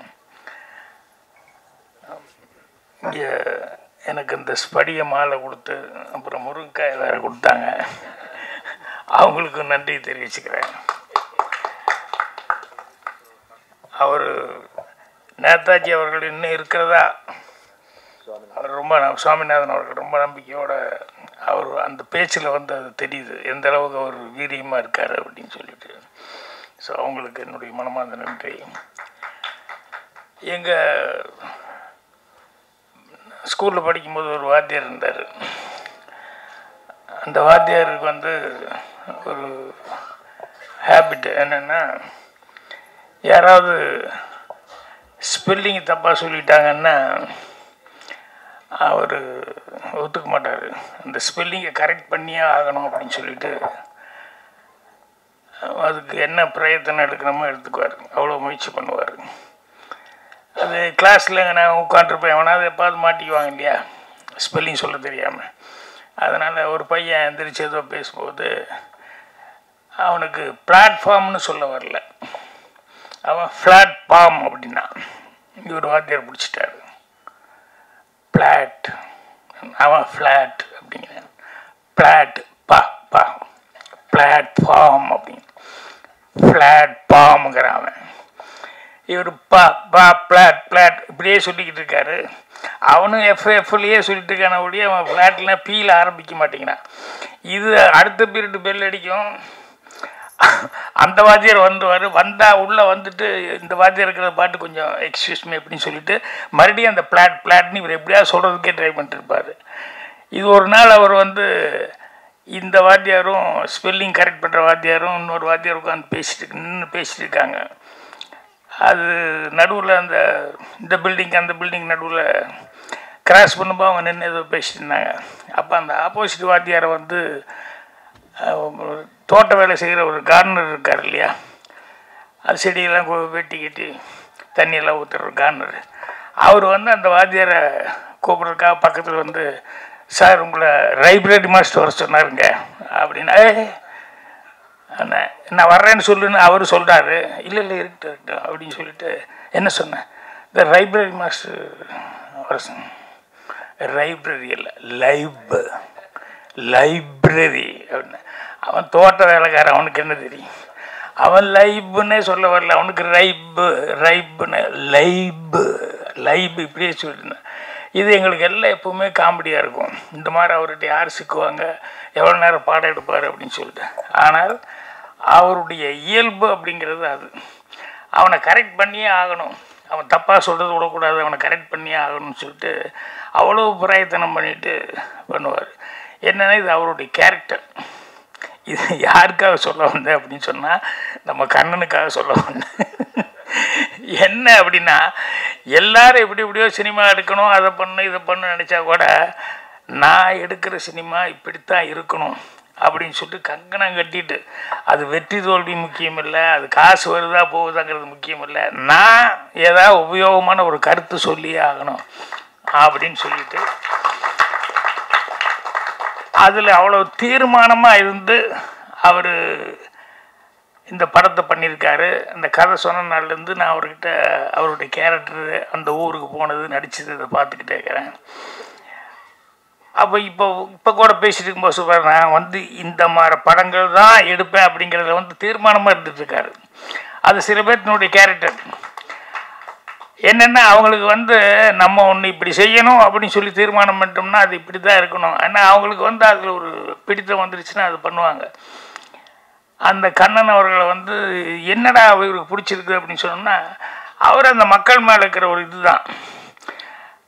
அந்த கதை ஏன் பிடிச்சது அவருக்கு, மகேஷ் அவர்கள் வந்து இந்த கதை வந்து இப்படி ஒரு இருக்குது அப்படிங்கிறது யூடியூப்பில் சொன்ன உடனே, ஆஹா ஜனங்கக்கிட்ட இவ்வளோ கஷ்டம் இருக்கா, ஜனங்க இப்படியே தான் இருக்காங்களா, இதை எழுதி போட்டு இது மூலமாக வந்து கவர்மெண்ட்டு வந்து திசை திருப்பி பார்க்க வைக்கிற அளவுக்கு சோசியல் சர்வீஸ் பண்ணுற அளவுக்கு இது மேட்டர் இருக்கா அப்படின்னு சொல்லும்போது அவசியம் இதை நான் எடுத்தே ஆகணும். ஏன்னா இது போகிறதுனால எத்தனை கிராமங்களுக்கு எத்தனை ஊர்களுக்கு இது ஒரு விமோசனமாக இருக்குமோ, நம்மளால் முடிஞ்ச வரைக்கும் ஒரு தீக்குச்சியை நம்ம உரைச்சி வைப்போம், அந்த வெளிச்சம் வந்து எத்தனை பேர்த்துக்கு எத்தனை விளக்கேற்ற முடியுமோ ஏற்றுட்டோம் அப்படிங்கிற மாதிரி அது ஒரு ரொம்ப பிடித்தமான ஒரு கேரக்டர்.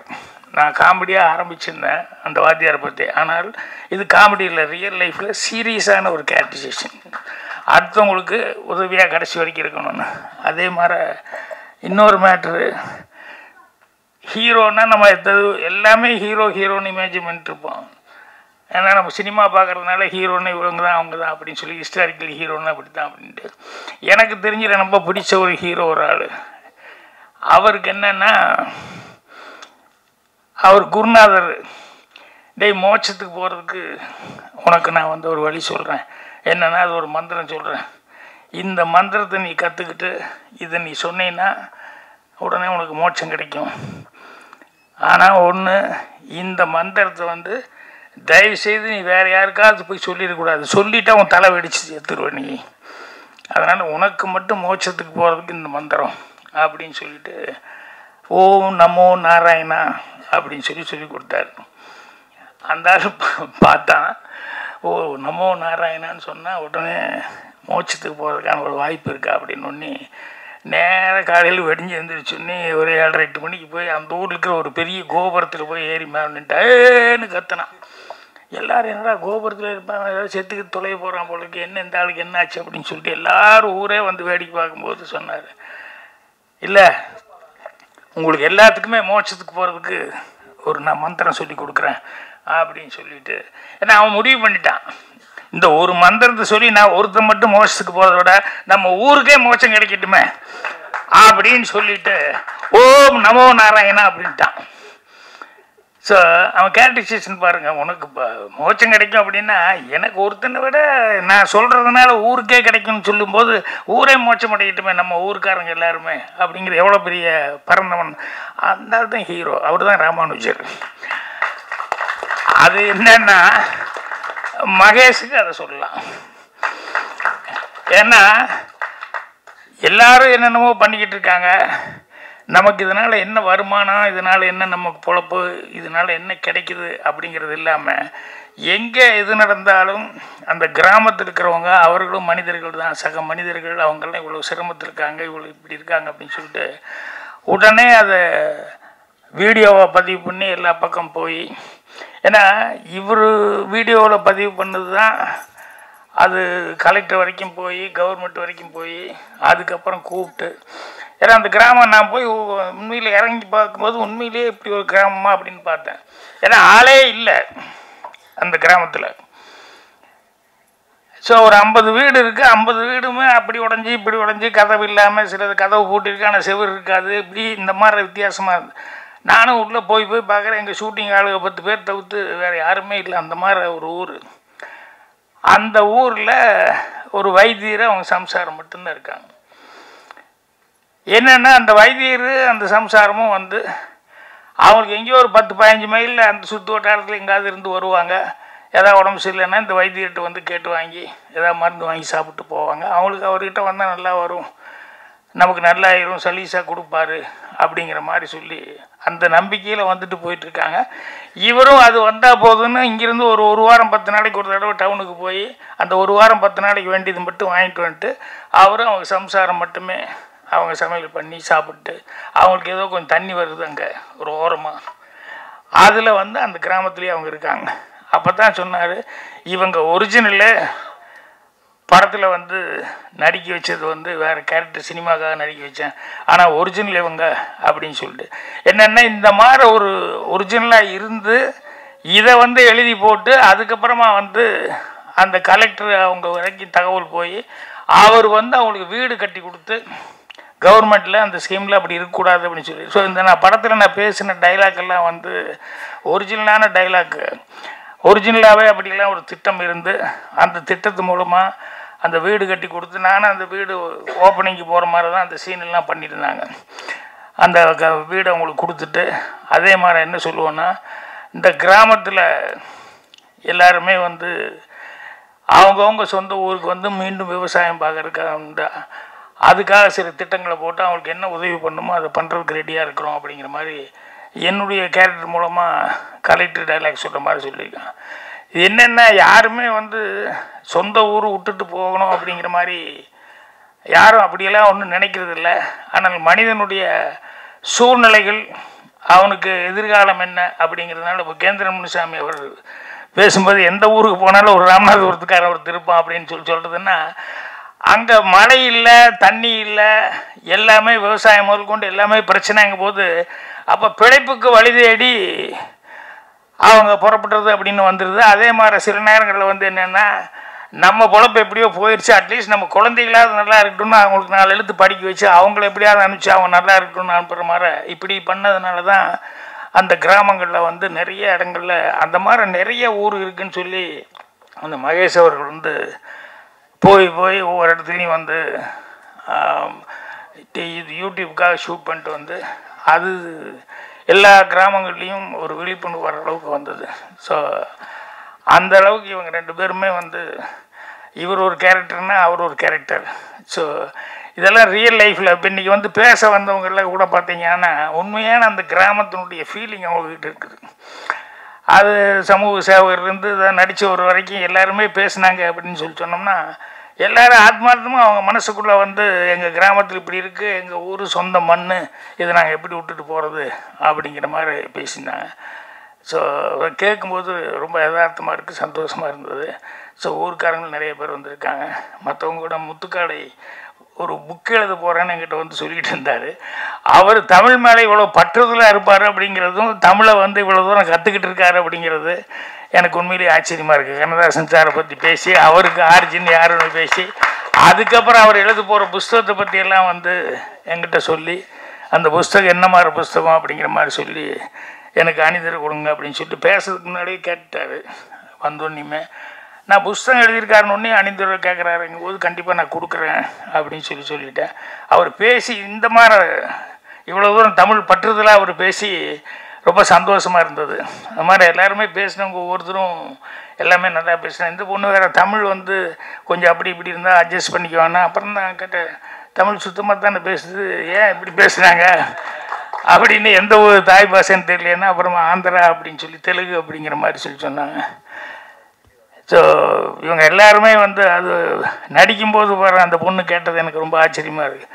என்னென்னா கிராமத்து கதைன்னு ஒன்று என் கலருக்கு அது சரியாக வருமா, கிராமத்து பொண்ணு மாதிரி அப்படிங்கிற மாதிரி அவங்களுக்கு உள்ள எல்லாருக்குமே ஒரு கிராமம் அப்படின்னா இப்படி தான் இருப்பாங்க.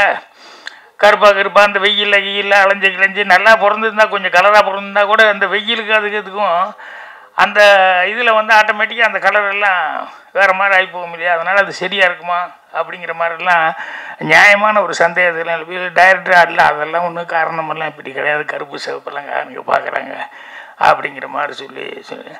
ஸோ நான் வந்து இன்றைக்கி ஏன்னா இவர் எடுத்த படத்துக்கு எந்த அளவுக்கு பத்திரிகை நண்பர்கள் அது மற்ற நண்பர்கள் எவ்வளோ பேர் என்னுடைய சப்போர்ட் இருக்க போகுது அப்படிங்கிறது எனக்கு ஒரு டவுட்லேயே இருந்தேன் நான். அதுக்கப்புறம் சரி அப்படின்னா அப்புறம் உள்ளே வரும்போது தான் எனக்கு அந்த அட்மாஸ்பியர் பார்க்கும்போது இல்லை அவர் சம்பாதிச்ச சொத்து நண்பர்கள் அப்படின்னு சொல்லிட்டு என்ன அதே நண்பர்கள் அப்படிங்கிறதான் மகேஷுக்கும் அதே மாதிரி தான் அவ்வளவு நண்பர்கள் இருக்காங்க, சொந்த பந்தம் அந்த நண்பர்கள் எல்லாம் தான். ஏன்னா என்கரேஜ் நண்பர்கள்னு சொன்னோம்னா நிறைய பேர் சில பேர் இருக்கா நண்பர்கள். என்னென்னா அவனுக்கு வந்து 2 பேர் ஃப்ரெண்ட்ஸு பேசிகிட்டு இருந்தாங்க. சரி நான் வீட்டுக்கு போகிறேன்னாங்கும்போது மழை வந்துருச்சு. ஒருத்தன் வீடு கொஞ்சம் தூரமாக இருக்குது. அப்போ இவன் சொன்னான் நம்ம ஃப்ரெண்ட் ஆச்சு அப்படின்னு சொல்லிட்டு அப்படியே மழை வந்துருச்சு அதனால் கொஞ்சம் வெயிட் பண்ணி போகலான்னா அப்புறம் மணி வேறு 9:30 ஆகி போச்சு.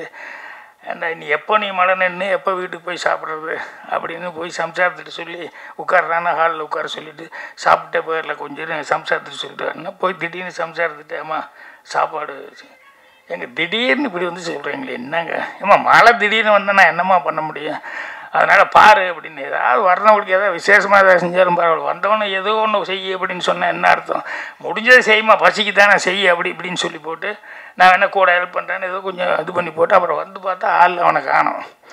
மழையும் நிற்கலையே என்னடா ஆச்சுன்னு தெரியலையே அப்படின்ட்டு ஏன்டா அவனை ஆளை காணோன்னு சரி போயிட்டான் போல இருக்கு அப்படின்னு சொல்லி இவங்க சரி சமையல் ஆரம்பிச்சா செஞ்சு முடிப்போம் அப்படின்னு சொல்லும்போது பார்த்தா அவன் மறுபடியும் வந்துட்டான். என்னடா நண்பா அதுக்குள்ளே எங்கடா போனேன், மழையும் நிற்கல எங்கே போனேன்னு. இல்லை நீங்கள் சாப்பிட்டு போகலான்னு சொன்னீங்கல்ல அதனால் வீட்டுக்கு போய் என் சம்சாரத்தில் சொல்லிட்டு வந்துட்டேன்.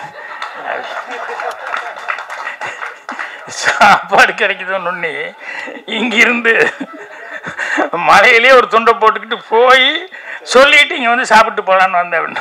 ஸோ நண்பர்கள் அப்படின்னு சொல்லும்போது இந்த மாதிரி சில நண்பர்களுக்கு இன்னொரு 2 நண்பர்கள் காட்டுக்குள்ளே போயிட்டு இருந்தானுங்க. அப்போ போயிட்டு இருந்தோடனே சொல்லி கரடி வந்துடுச்சுன்னு சொன்னோடனே உடனே 2 பேரும் ஓடிடலான்னா ஒரு நிமிஷம் அப்படின்னு சொல்லிட்டு அவசரமாக ஷூ எடுத்து போட்டான். என்னடா இது அப்படின்னு சொல்லிட்டு இல்லை போட்டுற ஒரே நிமிஷம் ஷூ போட்டு ஓடிடலாம் ஷூ போட்டுன்னு அவங்ககிட்ட சொல்லி இவன் ஷூ எடுத்து அவசரமாக போடுறான். அப்புறம் போட்டுட்டு ஓடலாம் அப்படின்னு சொல்லும்போது இவன் கேட்குறான் என்னடா ஷூ போட்டால் கரடியை விட வேகமாக ஓட முடியுமாண்ணா. இல்லை உன்னை விட வேகமாக ஓட முடியும் அப்படின்னு. அந்த மாதிரி நண்பர்கள் அப்படிங்கும்போது கடைசி வரைக்கும் நண்பர்கள் அந்த மாதிரி இருக்கிறது உயிர் கொடுப்பான் தோழன்னு சொல்லுவாங்க. அந்த மாதிரி இருக்கிறதுக்கு ஆட்கள் கிடைக்கிறதே ரொம்ப ரேர். ஆனால் மகேஷுக்கு அந்த மாதிரி ஆட்கள் நல்ல நண்பர்கள் ஏன்னா அவரே இதனால் என்ன பலன் அப்படின்னு சொல்லி அவர் வேலை பார்த்துக்கிட்டு இருக்காரு, அதை எதையும் எதிர்பார்க்காம. அப்படி இருந்தும் நண்பர்கள் அவருக்கு அந்த அளவுக்கு உதவி பண்ணி அவர் இன்னைக்கு இந்த அளவுக்கு அவர் நடிக்கிற ஒரு சூழலை கொண்டு வந்திருக்காங்க. யூடியூப்பில் கதாநாயகங்கிற லெவலில் அவருக்கு பேர் எடுத்து கொடுத்துருக்காங்க அப்படின்னு சொல்லும்போது அந்த நண்பர்களுக்கு ஹேட்ஸ் ஆப்னு சொல்லணும். ஸோ கண்ணனும் அவருடைய மகேஷும் அவருடைய நண்பர்கள் அவங்க கூட்டாளிகள் எல்லாருமே சேர்ந்து சார்லஸ் எனக்கு எடுத்துனே பயந்துட்டேன் மியூசிக்கு டா அப்படின்னு சொல்லி கிரேன் ஷாட் வந்தது. நான் நினச்ச கதையே வேறு என்னமோ நினச்சிட்டேன். டமால் என்னடா இப்படி ஒரு மியூசிக் வருது அப்படின்னு சொல்லி பார்த்தா அப்புறம் பார்த்தா அந்த கதைக்கு உண்டான ஏதோ இன்னொரு கதை உள்ளே வச்சுட்டு இருக்காரு போல இருக்கு. நான் நினச்சேன் இந்த கலெக்டர்கிட்ட வந்து அந்த வைத்தியர் அவங்க ஒய்ஃபு அவங்க தான் கஷ்டப்படுறவங்க இதுதான் கதைன்னா அந்த மகேஷை வச்சு ஒரு கதை ஒரு லவ் ஸ்டோரி வச்சுருக்காரு அப்படிங்கிறது அதுக்கப்புறம் தான் பாட்டு டூயிட்டெல்லாம் வரும்போது தான் சரி கதைக்குள்ளே ஒரு ஜனங்களுக்கு பிடிச்ச மாதிரி ஒரு ஹீரோயின் அதுக்கு தகுந்த மாதிரி எதாவது வேணும் அப்படிங்கிறதெல்லாம் பண்ணியிருக்காரு அப்படின்னு சொல்லும்போது தான் சரி மியூசிக் டைரக்டர்லாம் உண்மையிலேயே கரெக்டாக வேலை கொடுத்துருக்காரு அப்படின்னு சொல்லிட்டு அவரும் கரெக்டாக இது பண்ணியிருக்காரு. கேமராமேன் எல்லாமே அவங்கவுங்க செய்ய வேண்டிய வேலையை கரெக்டாக செஞ்சுருக்காங்க. ஸோ எல்லாருக்குமே பத்திரிகை நண்பர்கள் நம்ம தான் ஊடக நண்பர்கள் நம்ம தான் வந்து அவங்களுக்கு என்ன இந்த மாதிரி ஒரு டைப்பாக ஒரு கதையை வந்து எடுத்து அந்த கிராமத்தில் வந்து இவ்வளோ தூரம் பின்தங்கி போய் கிராமத்தை விட்டு இன்றைக்கி என்ன கோபிச்செட்டிப்பாளையத்துக்கு இப்போ போனால் நான் போனால் கூட ஒரு 10 கிலோமீட்டர் 5 கிலோமீட்டருக்குள்ளேயே எனக்கு அந்த பேடி ஃபீல்டுன்னு சொல்லுவேன் பச்சை பசையில் எங்கே பார்த்தாலும் கேமரா வைக்கலாங்கிற அளவுக்கு இருக்குது. இப்போ 20 கிலோமீட்டர் 25 கிலோமீட்டர் கோபியில் சிட்டிக்குள்ளேருந்து சைடில் போனால் தான் பச்சை பசைன்னு எதாவது காமிக்க முடியும். என்னென்னா எல்லாம் சைட்டு போட்டு அவங்கவுங்க விற்க ஆரம்பிச்சிட்டாங்க. அதில் நல்ல வருமானம் வருது எதுக்கு இது வந்து விவசாயம் பண்ணிக்கிட்டு அப்படிங்கிற அளவுக்கு அவங்களும் சேஞ்ச் ஆகி போயிட்டுருக்காங்க. ஸோ அந்த மாதிரி கிராமங்கள் வந்து நிறைய அப்படி இது பண்ணி போயிட்டுருக்கு. ஸோ இந்த மாதிரி படங்கள் வரும்போது அதை கரெக்ட் பண்ணிக்கிறதுக்கு என்ன ஏன்னா தண்ணி இல்லாமல் பஞ்சமாக இருந்து அந்த மாதிரி இருந்து ஊரை காலி பண்ணிட்டு போகிறதுங்கிற ஓகே அது என்னென்னா இயற்கை சதி நமக்கு நம்மளை எரியாமல் நம்மளை மீறி நடக்கக்கூடியது ராமநாட்டில் நடக்குது அப்படிங்கிற மாதிரி எல்லாம் இருக்குது. பட் இதெல்லாம் வந்து பிளாட் போட்டு இருக்கிற பூமி விவசாய பூமி வந்து பிளாட்டை போட்டு கொடுத்துட்டு போனால் அதை விட நல்ல காசு கிடைக்குதுங்கிற அளவுக்கு போனால் அது கவர்மெண்ட் அப்படி இல்லை விவசாயமே நீ பண்ணு விவசாயம் பண்ணால் உனக்கு அந்த அளவுக்கு வருமானம் வருங்கிற அளவுக்கு ஒரு திட்டங்களை கொண்டு வந்தால் தான் அவன் கரெக்டாக அந்த விவசாயத்தில் இருப்பான். இல்லைன்னா நான் என்ன நஷ்டத்துக்கு நான் எப்படிங்க பாடுபட முடியும் அப்படி தானே அவன் கேட்பான். இது அப்போ சொல்லுவாங்கல்ல அவன் கஷ்டப்படுறத காலிலேருந்து சாயங்காலம் வரைக்கும் உட்காந்து மண்ணில் கஷ்டப்பட்டு வெயிலில் கஷ்டப்பட்டு இத்தனையும் பண்ணி அது பண்ணிட்டு போனான். அவன் ப்ராடக்ட்டுக்கு அவன் ரேட்டு பட்டு ஃபிக்ஸ் பண்ண முடியலையே அவன் சொல்கிற ரேட்டுக்கு தான் கொடுக்க வேண்டிய கேள்வி இவன் ஒரு ரேட்டு இவ்வளோ ஆச்சுங்க அப்படின்னு விற்கவே முடியலையே. ஸோ அதனால் அந்த அடிப்படையே மாற்றப்படணும். இந்த மாதிரி படங்கள் வரும்போது அந்த அடிப்படை திட்டங்கள் அதெல்லாம் வந்து அரசாங்கம் வந்து உள்ளே வந்து அவங்களும் வந்து கவனிச்சுட்டு ஹெல்ப் பண்ணுவாங்கன்னு நினைக்கிறேன். அதுக்கு பத்திரிகை நண்பர்கள் எல்லாருமே உங்களுடைய ஊக்கங்களை கொடுக்கணும். அந்த படம் நல்லா ஓடுறதுக்கு என்ன உண்டோ அதுக்கு உண்டான விமர்சனங்களை நீங்கள் எழுதணும்னு சொல்லி கேட்டுக்கிறேன். இந்த டீம் எல்லாத்துக்குமே என்னுடைய மனமார்ந்த நல்வாழ்த்துக்களை தெரிவிச்சுக்கிறேன். ரொம்ப இப்படி ஒரு டீமில் வந்து வேலை பார்த்தது எனக்கு ஒரு ஆத்ம திருப்தியாக இருக்குது. சந்தோஷம். நன்றி.